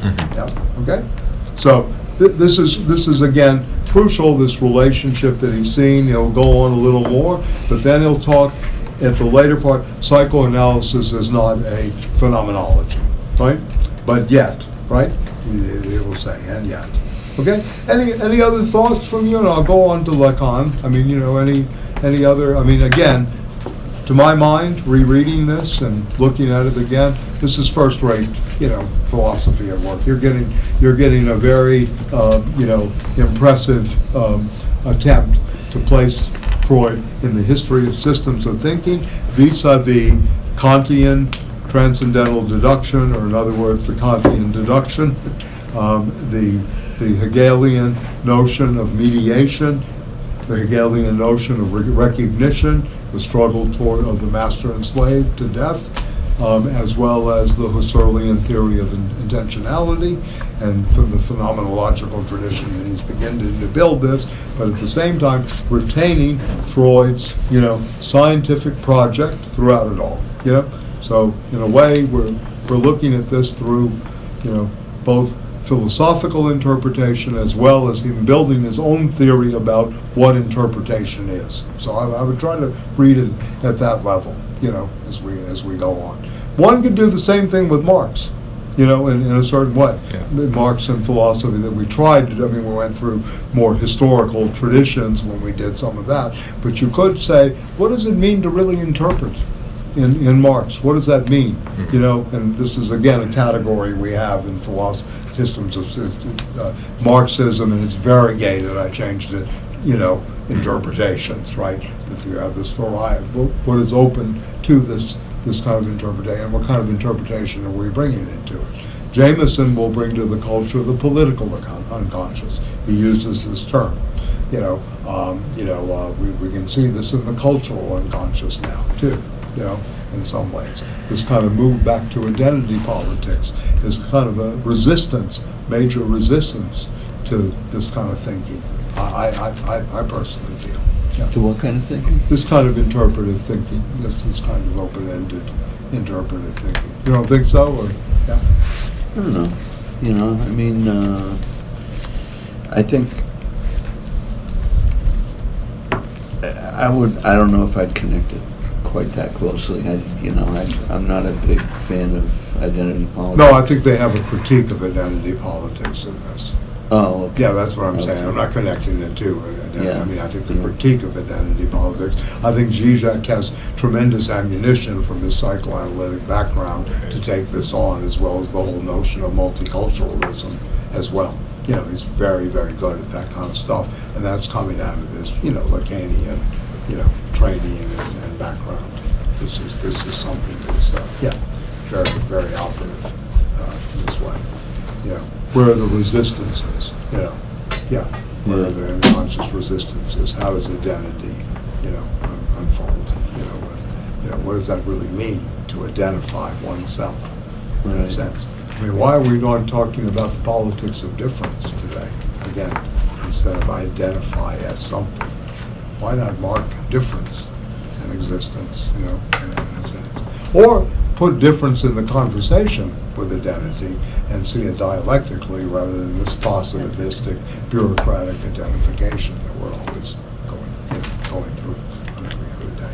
Okay. What was Yeah. that Yeah. Sartre title that you mentioned, like with the Search footnote? for a method, which was the introduction. Keep that until later because I'm not going to get to the bank. I'll be in Montreal and anyway. Give me a call. It'd be lovely. Yeah, All right, be thanks. lovely to see you guys. Yeah. Anyway, his wife, partner, is graduating from McGill in philosophy this Wednesday. So, anyway, okay. So I think earlier in the semester I gave you the 1964, the four crucial concepts in psychoanalysis. The drive, which was a common. You should have this from your notes of March 30th. I'm being very phenomenological precise here. Your notes of 330 should have the drive, the trieb, as a composite of both need, desire, and demand. And it's a three-tiered explanation of the drive. This motivates us. One is need, it's physical and aims at survival. This is the cognitas of Spinoza playing out. Two, desire, which is rooted in the unconscious, is a referential content for desire's libidinal function. And this is then displaced into conscious life. And then finally, the demand is a language that's found in law, which is a request or an appeal. And we have a demand for love, right? Or a request for love, always. You can see this in almost every relationship. I mean, I think he's absolutely on. This is Lacan speaking, the four Could you do fundamental- that again? I didn't. You want me to put it on the board? You weren't here for that. I thought you might have it in your notes. But yeah, I can put it on the board again. So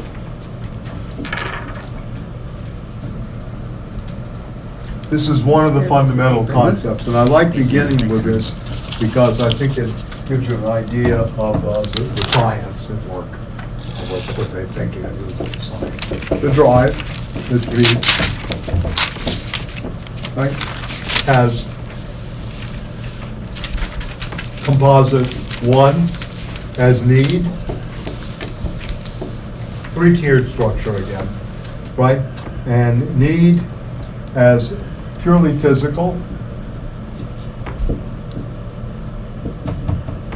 and you can relate this to self-preservation or the force of self-preservation in Spinoza, borrowed the Lacanitists. Lacan at 16 years old, it's my understanding through speaking to some people over the years, that he had a map of the ethics behind his bed in his bedroom. So at 16, right? Okay, so maybe he gets it from that. Anyway, two is desire, right? Desire, which is rooted as a referential content. So this is a root, if you will, in the unconscious.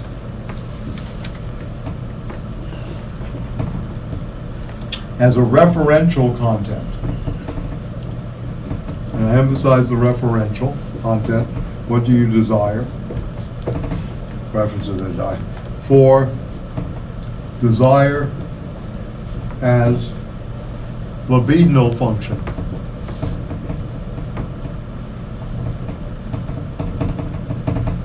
So I could tell my father when he said, you don't eat books, you can't eat books. Well, that may be one part of the drive, but it gives a lot of power more to the libidinal function. So I'll go with that.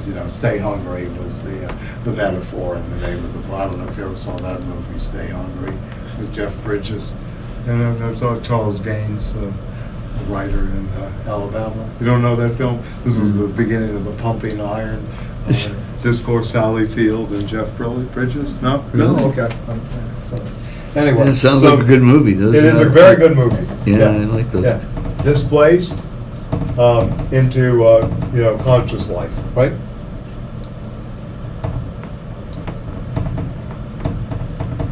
So remember, a lot of desire is displaced in conscious life. You think you're attracted to me? No, you're not really. It's the kind of things you can do with this. So the displacement is always very important. And this is always part of the reading strategy in Freud, whereas these displacements taking place, or happening in the discourse, right? Yeah. Okay? And then finally, in the drive is the demand. And this is a term that I mentioned that comes from the law in French. I'm translating this from the English, right? The demand, demande, is really a request or appeal to the law, right? So when you demand something in English, it's not the same as in French. You're appealing, right? And you're appealing to something or requesting something of the law. It's a very, very interesting structure there. So this is a demand for love, right? As a request, too, as well. And the appeal to the other. So it has, the demand is also an appeal to the other. Right? And this is the presence of the unconscious desire and narcissism together. And this is Lacan, the presence of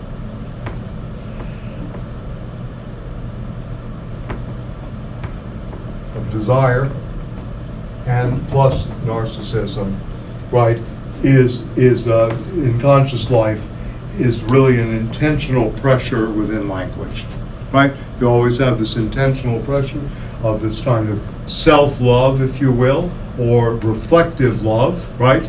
And that of desire going on, and this becomes, an intentional pressure within language. This is where language, for him, the spoken, begins to speak in the analytical situation. This pressure that happens here. So you could read this as in analysis you have pressure and time. The deconstruction is the depressuring, right, through language, through the wounded child in us, the resolution of the Oedipal or electrocomplex, right, and this disillusion going on, as well as, that pressure, and the psychoanalysis is always the deconstruction of that time of where the wonderful child in me is broken. Because that breaks up the analytic discourse outside of the ego and its functions into something much more interesting, the second death. So you have two deaths, right? One, that, you're castrated by the father, right? The first death. And the second one is you really weren't that wonderful child, and you're playing that out a little bit too much, right? Yeah, please, go ahead, William. I'm not sure sorry. what is meant by intentional pressure. Do you mean intentional in the phenomenological sense, or just like the everyday sense? Everyday sense of language pressuring up against the self, reflection. The language is moving, yeah. This desire is always speaking through the narcissism, right, in a way. So the intention here is always, you're reading the desire within the narcissism. You see the intention of the desire through the narcissism and that pressure in speech. Okay. You begin to see the narcissism at work, right? Yeah. The narcissistic subject at work. You understand? So for example, you say something about, how great you were once upon a time, but you're not anymore, or whatever, and this then becomes a kind of I really desire to go back to that person, or I really feel that way. But really what's playing out is your narcissism, that you haven't really killed that wound or gone through the symbolic death of that wound that allows you to move forward, right, into a different dimension of being, or into a different kind of liberatory space, right? So that language is still holding you back as an intention, because the desire is being reflected in that narcissistic telling of the story. Does it make sense? I mean, a little bit, yeah? So you can think of the echo here is the desire, and narcissism, and it's the pressure between, in the myth of echo and Narcissus, talking to each other, if you want to think of this in terms of a myth as well. Which is very relevant. We need more myths to talk about, and I think the structure of myths should come back. It's good for the imagination. You don't have to believe in the stupid myths, but they're not really stupid, really, when you start thinking about them. In many ways. Okay. So anyway, so that I think is So so the drives are really in Freud. It's a biological thing. They're ambivalent. They're impersonal. So again, this desire here in terms of intention, is also unintentional in the biological sense, right? So you have both operating at once, right? Right?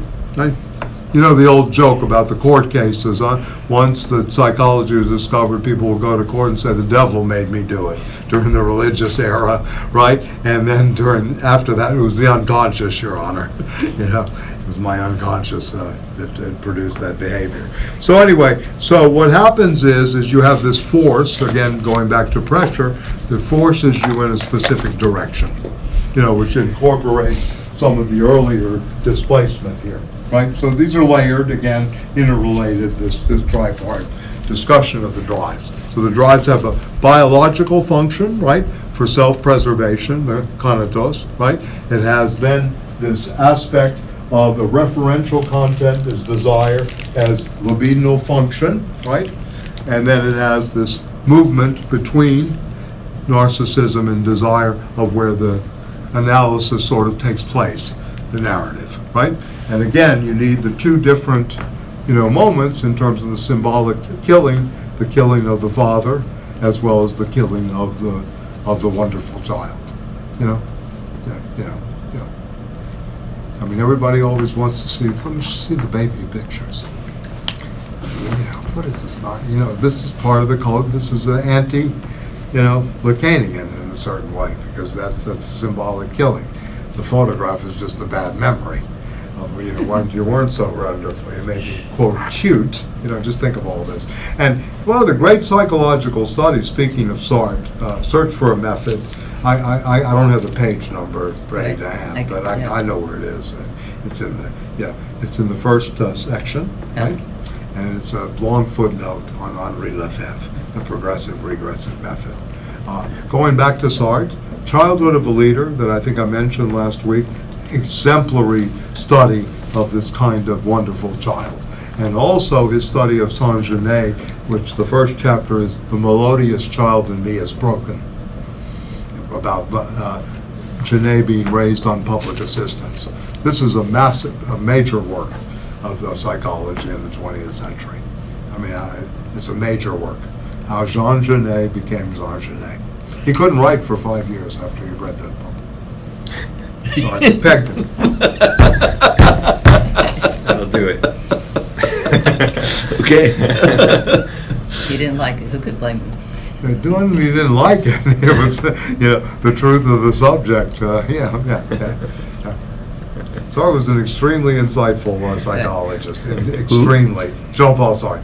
Yeah. I mean, incredibly gifted at psychology. He had I think his ongoing passion was a passion in human beings.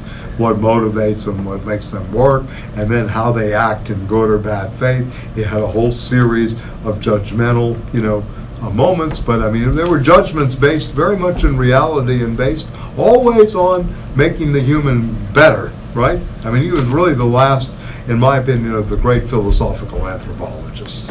Yeah, really, big time. Yeah, not as a reader or as a theorist of language, as the French post-structuralists became, but as someone who really understood human passion, etc. I remember Nelson Algren had a long 2-year affair with Simone, right? And, they meet with Sartre in Paris, and he said he was eminently more intelligent than everybody else at the table. He always remarked about that. And Algren was no slouch. Another one that's been nobody talks about. Walk on the Wild Side is a great film. Albury? Algren novel, Algren. Man with the Golden Arm, Oh, yeah. with Frank Sinatra and Kim Novak. A Yeah. wonderful film as well. Lou Reed.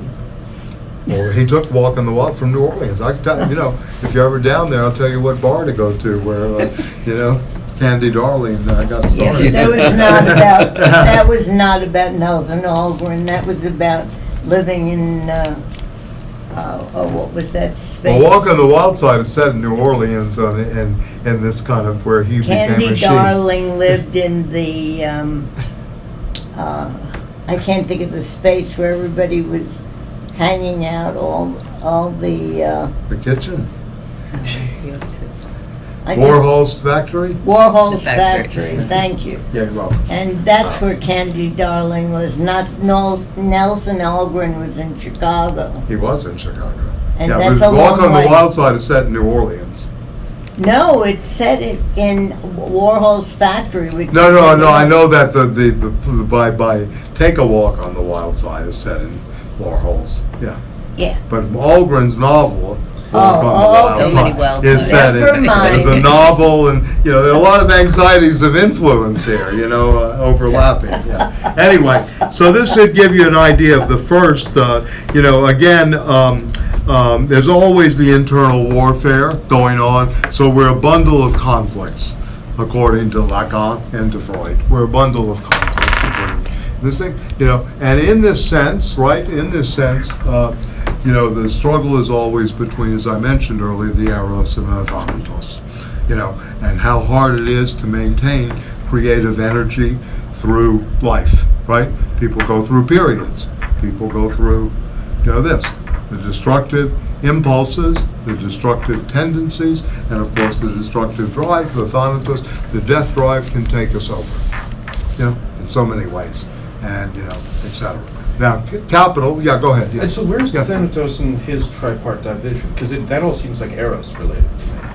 Well, the thanatos would be working on all levels. We struggle for existence in the biological sense. There's a need in the drive, right? And then, of course, the libidinal function is displaced into conscious life. So when the analyst asks you, what do you want, you tell, and then the analyst says, what do you really want?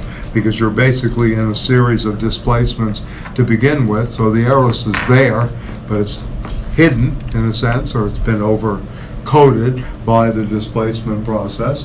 And then thirdly, and remember that, Althusser wrote that famous essay on overdetermination and contradiction. Overdetermination is coming very much out of the drive here, right? In this sense, right? And all the series of displacements that are happening. And then the demand also, in a sense, is, the narcissistic personality is driven by a delusion, driven really by the death drive in many ways, in some ways. Did you say derision? No, driven by this delusion, right? That, somehow it's escaped the death drive, this reflection of itself in the water and the image or the mirror stage, etc. And Lacan is very good on this. This also raises the question, we haven't read this, but I certainly can mention the mirror stage, right? And in the mirror stage, the child feels himself as full, him or herself, as full as a totality, but really is of fragments. It really is the body. There is no unification. We are split, like it or not. We're still products of this Cartesian, moment, right? Of the mind-body dualism, etc. He does not believe in the unity of the subject, or the unity of, maybe of apperception as a perpetual thing, but not as this is, yeah. kind of thing. So this is not Lacan's term, but he uses it actively. It's a man named a phenomenologist from Belgium, Henri Wallon, W-A-L-L-O-N, 1932, The Mirror Stage. And Lacan wrote his dissertation and his medical thing on the Papin sisters, who became the model for Jean Genet's The Maids. Yeah, very interesting how the actress identifies with her employer, and then in that identification becomes a murderess of her narcissistic doubling and her desire. Very interesting study in paranoia. His dissertation was not been published in English, but it's very elaborate. You can see him developing, very early on into this rebel, with a major cause. Okay, so this is one aspect. The other, as you know, the unconscious and repetition, right, are also part of the other concepts. And there are four causes of desire. There's, of course, the void, the voice, the gaze, and the phallus. Okay, so you begin to be in the gap, right? So there are four causes, right?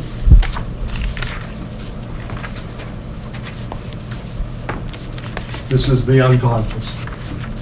The other. I guess they're going to kick us out of here. Causes of what?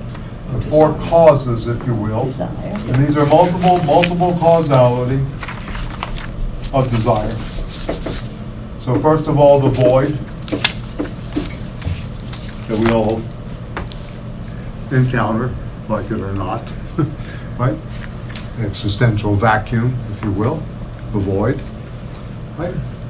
An existential. The voice, whose voice is speaking, right?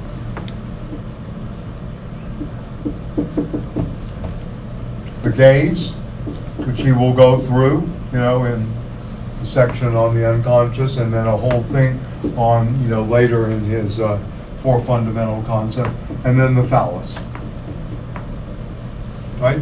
So they have a relationship to the dependency on the outside world, right? Always thing, okay? So then the other two categories, of course, between repetition and the unconscious, of course, is the transference. And without the notion of the transference, there's no such thing as psychoanalysis. And we didn't go into that with Ricouer, but we can go back to that. Without transference, there's no such thing as psychoanalysis. So, and that presupposes not a notion of science, but a notion of méconnaissance, misknowing, misrecognition is really what's going on for Lacan. That's what happens in the transference. Right? According to, yeah. And this rephrases identity questions, right? That you're, not really who you think you are. Things ain't what they used to be, as the jazz song has it, right? All right? So this is the law, right? So the interesting thing about Lacan here historically, and I'll go through that for a few minutes, and then maybe we should finish for today, maybe highlight a few of the sections in the reading. There's no reality principle, really there, right? And also the idea of an autonomous, impersonal, rational objection to a healthy analysis. So the Neo-Freudians really believe that, a static, lucid principle can be found in psychoanalysis, right? This is Horney, Sullivan, and others, that they believe that this kind of static, lucid principle can be found, right? They dilute it of all of this machination of the libidinal functions, right? And the vicissitudes and the change, right? And then the idea of an autonomous, impersonal, rational objective, right? There's no such thing as an autonomous subject in psychoanalysis for Lacan. We're all in a system, they use this kind of slang in psychology, codependency. We're all fucking, excuse my language, codependency. in codependence. We all have levels of codependency. Not that you have to be overly dependent, that's not the issue. But we're always thinking we don't want to be, we're so independent, right, in a sense. When you begin to really think through the layers of everyday existence, what are we dependent upon? And in language, look at relative, and subordinate clauses. What's really going on, in this complexity, in a sense, in this structure, yeah?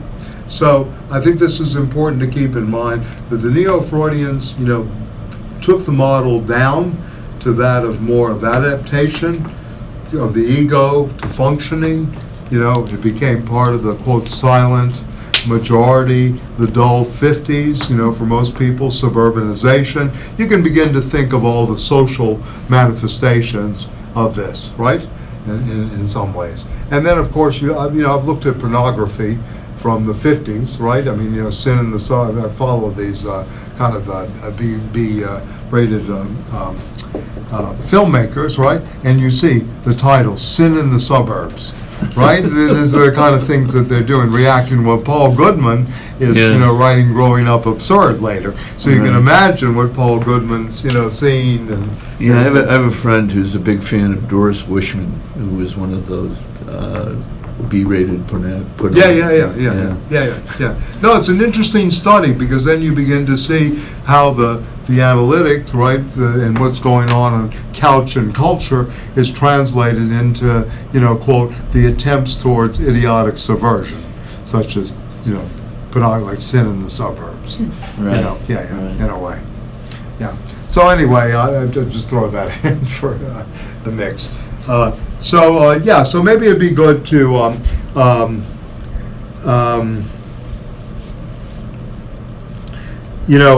go on through this. I mean, the question again is the drive, the unconscious, repetition and transference. It's only through repetition that one gets identity. So to go on to identity politics, the question of remembering, repeating, working through, and repetition in the unconscious is crucial to the formation of one's identity. And one of the reasons that a Zizek will go after the identity politics people in a big way, right? That they're not really working through, or it's really an easy way of identifying oneself. And as we know, it becomes bureaucratization, it becomes part of the system in some ways, and doesn't really talk to the power of identity, which is much more complex. Much more complex. I mean, Jerrietta was very good last week about, talking in the age of the anxiety, the second class. You were here for that, right? She was very good in talking about the identity of a black woman. You were here too, right? For part of, I thought she was excellent in terms of showing how difficult it is to just get an identity, right? To have that identity is fluid. Our identities aren't one thing. I was very moved by Juretia because she pointed out, I was raised to be a Jewish guy, Jewish guy, and we are liminal. We aren't. Right. And society tries to box us into millennials and boomers and black and white, and we are sick, and we go to psychiatrists because we're not that.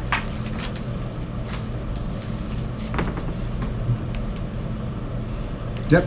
We're many things at once. You are what you eat. What you eat? Oh, God, help us. I eat books. You can't eat books, Michael. We You can't eat books. I never forget that in telling you that.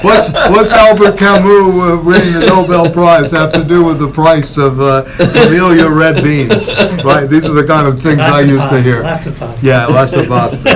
Right. She was philosophical last week. Who was? No, she was very. It was very nice, layered So attempt to really look at the problem of identity and anxiety in many ways. Yeah. I thought it was very, very profound in that way. Okay, so that's another thing that we have to talk about. We also, going back to, you say, society demands, what Lacan and Freud, I think, both recognize, which is very crucial and very subversive to think about. It's not really your desire, it's the mother's desire. that's playing through you in some ways. It's really, what did the mother want of you? What set up these, going back to the pressure and time, what set up the demand, for love? What set up the demand for respect? What set up the request, etc.? What was all this about?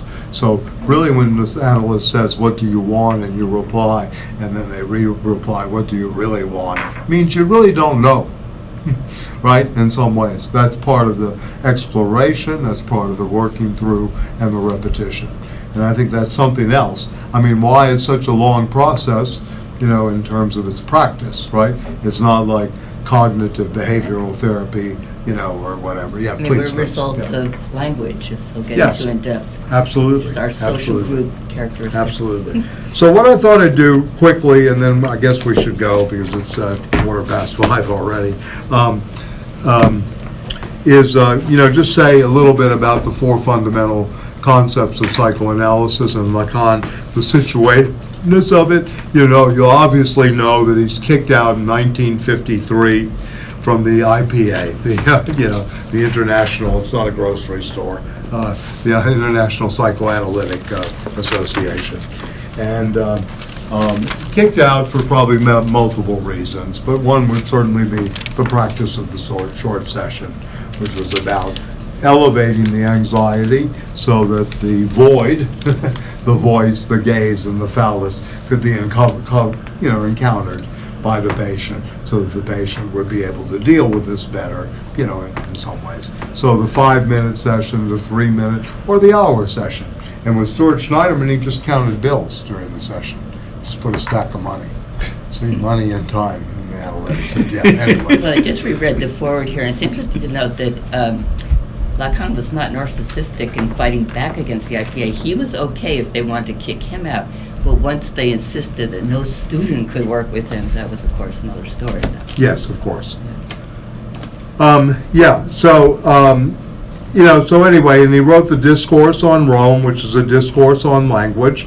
And, notice the French, they always pick up on this notion of discourse. I always say one should read, to be philosophical, at least somewhat sophisticated, the Discourse on the Method by Descartes. It's a model of writing and thinking that has lasted.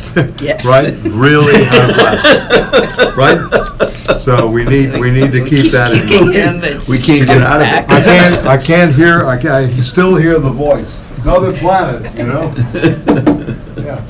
I locked myself up in a stove-heated room, right? And I began a conversation with myself. Anyway, yeah. I had 3 dreams. Yeah. All with fire in them. Yeah. Anyway.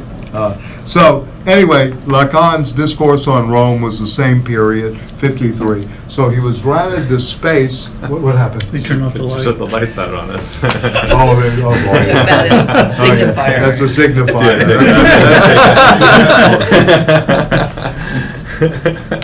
They want you to turn off the light so you can just talk with yourself, like Yes. Descartes. Right. So In a anyway, dark room. okay. So 53 begins his seminars. It's mostly about technique and other things. One of the great seminars of that period was 1960, The Ethics of Psychoanalysis, which to me, if you're going to do revolutionary ethics as a model, you develop an ethics, it's got to be an ethics of desire. That's where you have to begin. You have to begin psychoanalytically. What is it that we want? What is it that we, need and demand at this point?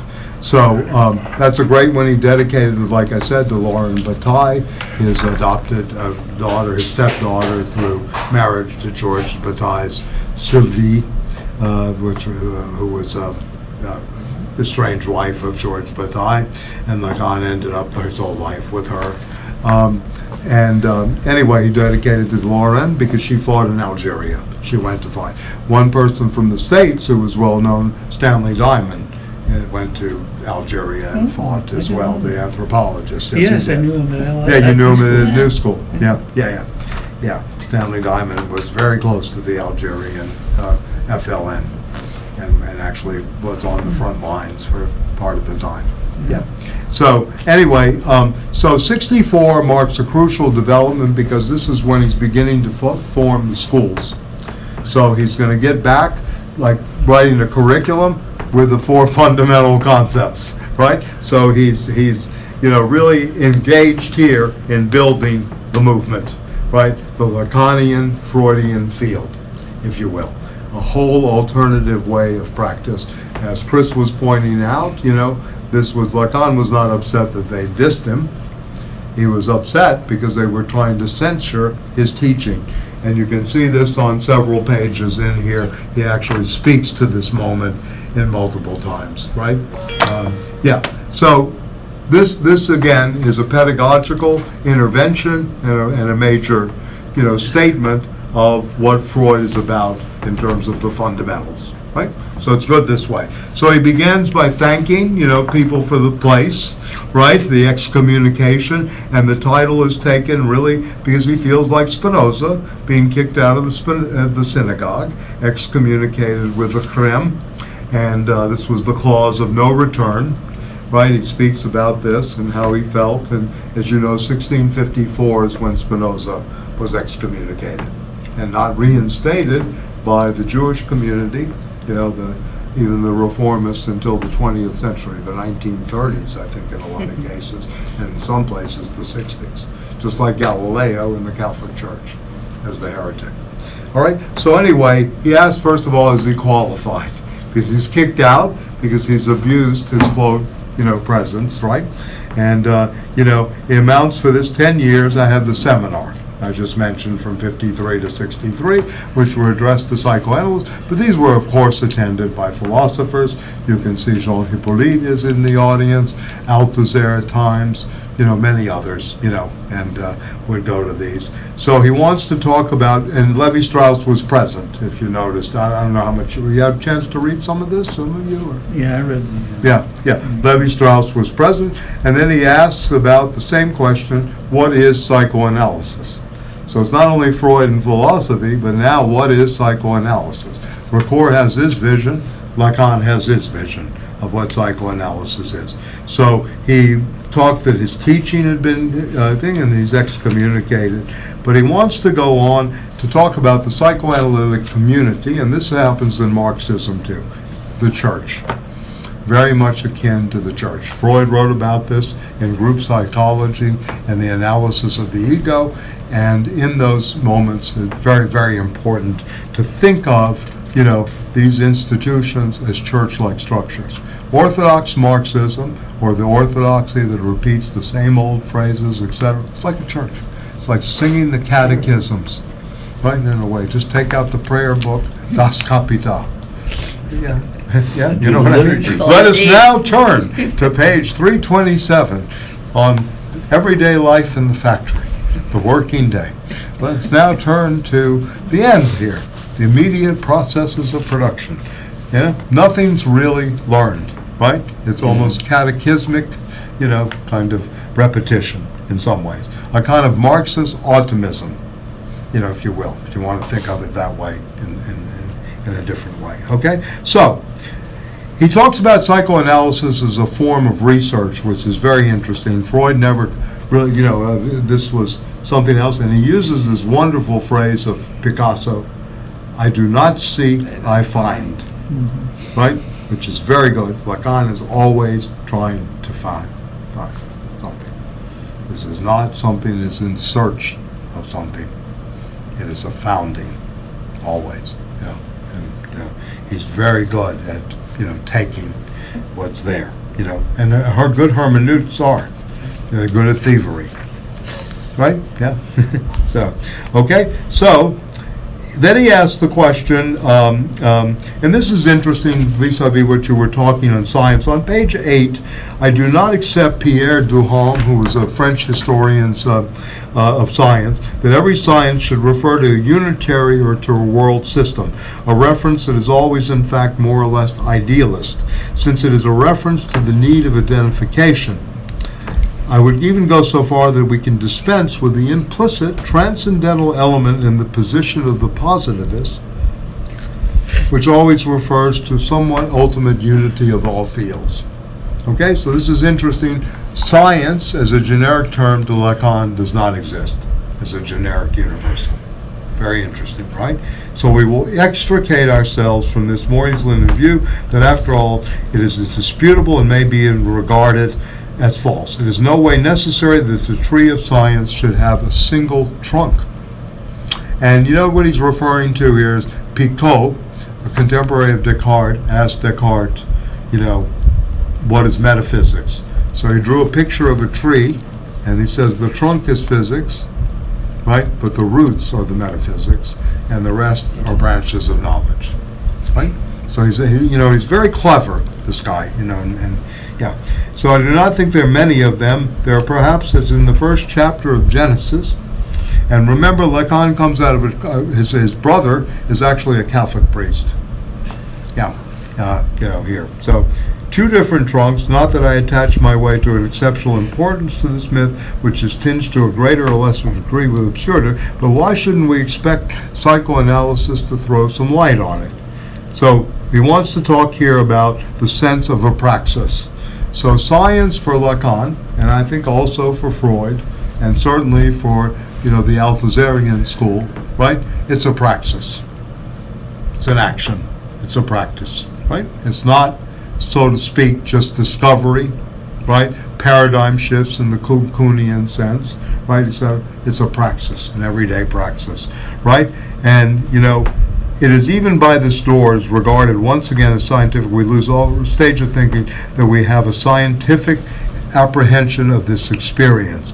There's a sort of ambiguity to subject an experience to a scientific examination implies that the experience has of itself a scientific substance, but it's obvious we cannot reintroduce the mystical experience.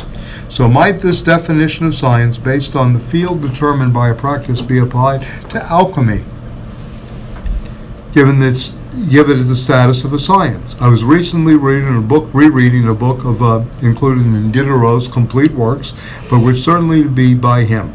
The chemistry was born with Lavoisier. Diderot speaks throughout this little book with all the subtlety of mind we expect of him, not of chemistry, but of alchemy. What it makes us say at once, despite the dazzling character of the stories he recounts from ages past, alchemy, when all is said and done, is not a science. What makes us say it's not a science? Something, in my view, is decisive, namely that the purity of the soul of the operator was, as such, in a specific way, an essential element in the matter. And you're talking about the subjective character of what makes science, right? The remark is not beside the point, because you may realize, since we may be able to raise something similar concerning the president of the analyst in the analytic great work. Who is the scientist in the analytic experience? The analyst. But what would we look at? Should we look at the desire of the analyst? The first to really say that. What is the desire of the analyst? The analyst is not just the one who knows, but one who has a desire. And you have to ask that question. So this notion of desire, right, underneath everything, the referential content for desire as libidinal displacements, right? It's very, very important as they're going on. So what needs to be correct is that in effect in the modern sciences of the assured type, right, where no one questions himself as to what they must be in the desire, perhaps, of the physicist. There really must be, page 10, a series of crises for an Oppenheimer. And you guys know all J. Robert Oppenheimer, of course. Great play, by the way, in The Matter of Robert Oppenheimer. Yeah, worth looking at. Remind us to what is the desire that lies at the base of modern physics. So he's asking the question here of science, what is the desire of the scientific project? What is the desire of science itself? So again, with Lacan, desire is always the discourse, right? Always the discourse of desire, right? The subversion of the subject and the dialectic of desire. That's Lacan's a working title that we could use here, from one of his, basically interventions in Écrit. Lacan did not write for publication. He wrote for a presentation. It's very interesting. The publication came because of his school and his son-in-law, Jacques-Alain Millière, who's been very anal about this for many years. So they just recorded his, Well, he would Lectures? write them out. He would have notes. oh, okay. Yeah, and there were Okay. stenographers there too, but he would write out his lectures. Like Heidegger, this was the style, they do pen and paper and, Yeah. write it down, and it was, then this transcription would go on, right? So, enormous amount of papers. Well, look at Marx and Engels. Sure, 144 volumes. Yeah. Mhm. If you ever you've seen the flap on the German ideology, Marx would do little figures and the margins and, his penmanship and all that. You can't read Nietzsche's writing. So, yeah. It's not that easy to read Marx. Yeah, no, it's true. It's another thing. So anyway, this is all about the difference, in the desire in science as well as the desire in psychoanalysis and Freud's desire. So this is the beginning here, right? Okay, so what he's really going to do, the four fundamental concepts, this is on page 12, again, I repeat, the unconscious and repetition, right? The notion of the transference and the drive. I began with the drive, now that we'll talk more about the transference. Repetition, obviously, is very crucial, and of course, the science of the unconscious that we've been trying to get through with Ricouer. Now, Lacan never went past 20 past 2 during this period, so I guess the seminar began at 1 or after lunch or whatever for siesta time in France, or the closing of the shop in the afternoon. So, this number 2 is the Freudian unconscious and ours, right? And he's very good. He takes a nice quote from Louis Aragon, the madness of Elsa. In vain your image comes to meet me and does not enter me where I am, who only shows it. Turning towards me, you can find on the wall of my gaze only your dreamt of shadow. I am that wretch compared with mirrors that can reflect but cannot see. Like them, my eye is empty, and like them, inhabited by your absence, which makes them blind. So he begins this in terms of the short poem to the contra song of Louis and Aragon. So he wants to look at, in the first part, the function of the petit object. Maybe we can leave it here, unless you have any questions or any thoughts. He is going to speak about the unconscious structured like a language on page 20, and then relate this back to Levi-Strauss's wild thinking. Now, and remember again, de Saussure, the course in general linguistics, very, very, very actively playing out here. Also Roman Jakobson, and the famous story about Jakobson and Lacan is Jakobson would always stay with Levi-Strauss when he was in Paris. But Jakobson liked to stay up late at night. Levi-Strauss went to bed like a good structuralist at a precise hour, right? So Levi-Strauss says, why don't you go stay up with Lacan? He stays up all night. And that began the relationship between Lacan and Jakobson, staying up late at night. Okay, so, there are references to Kant on negative quantities, and then the etiology of the neurosis.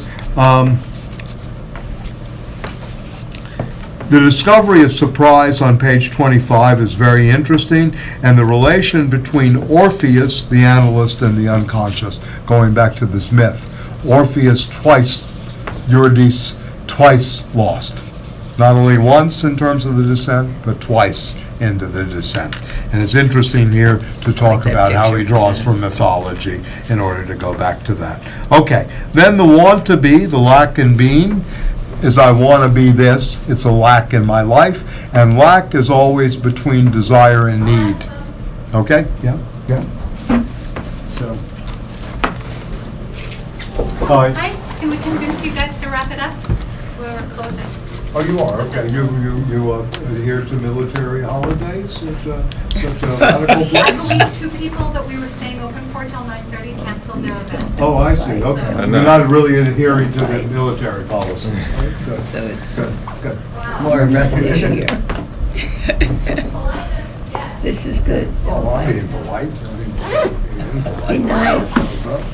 You always get in trouble. Yeah, well. This is more time to reflect on this for next That's time. Yes, right. Okay, so there's a gap always, a lack of being, the gap is always between desire and need. So keep that in mind too. That's where the gap is. That's where the network of the signifiers began. Right? Right? Yeah.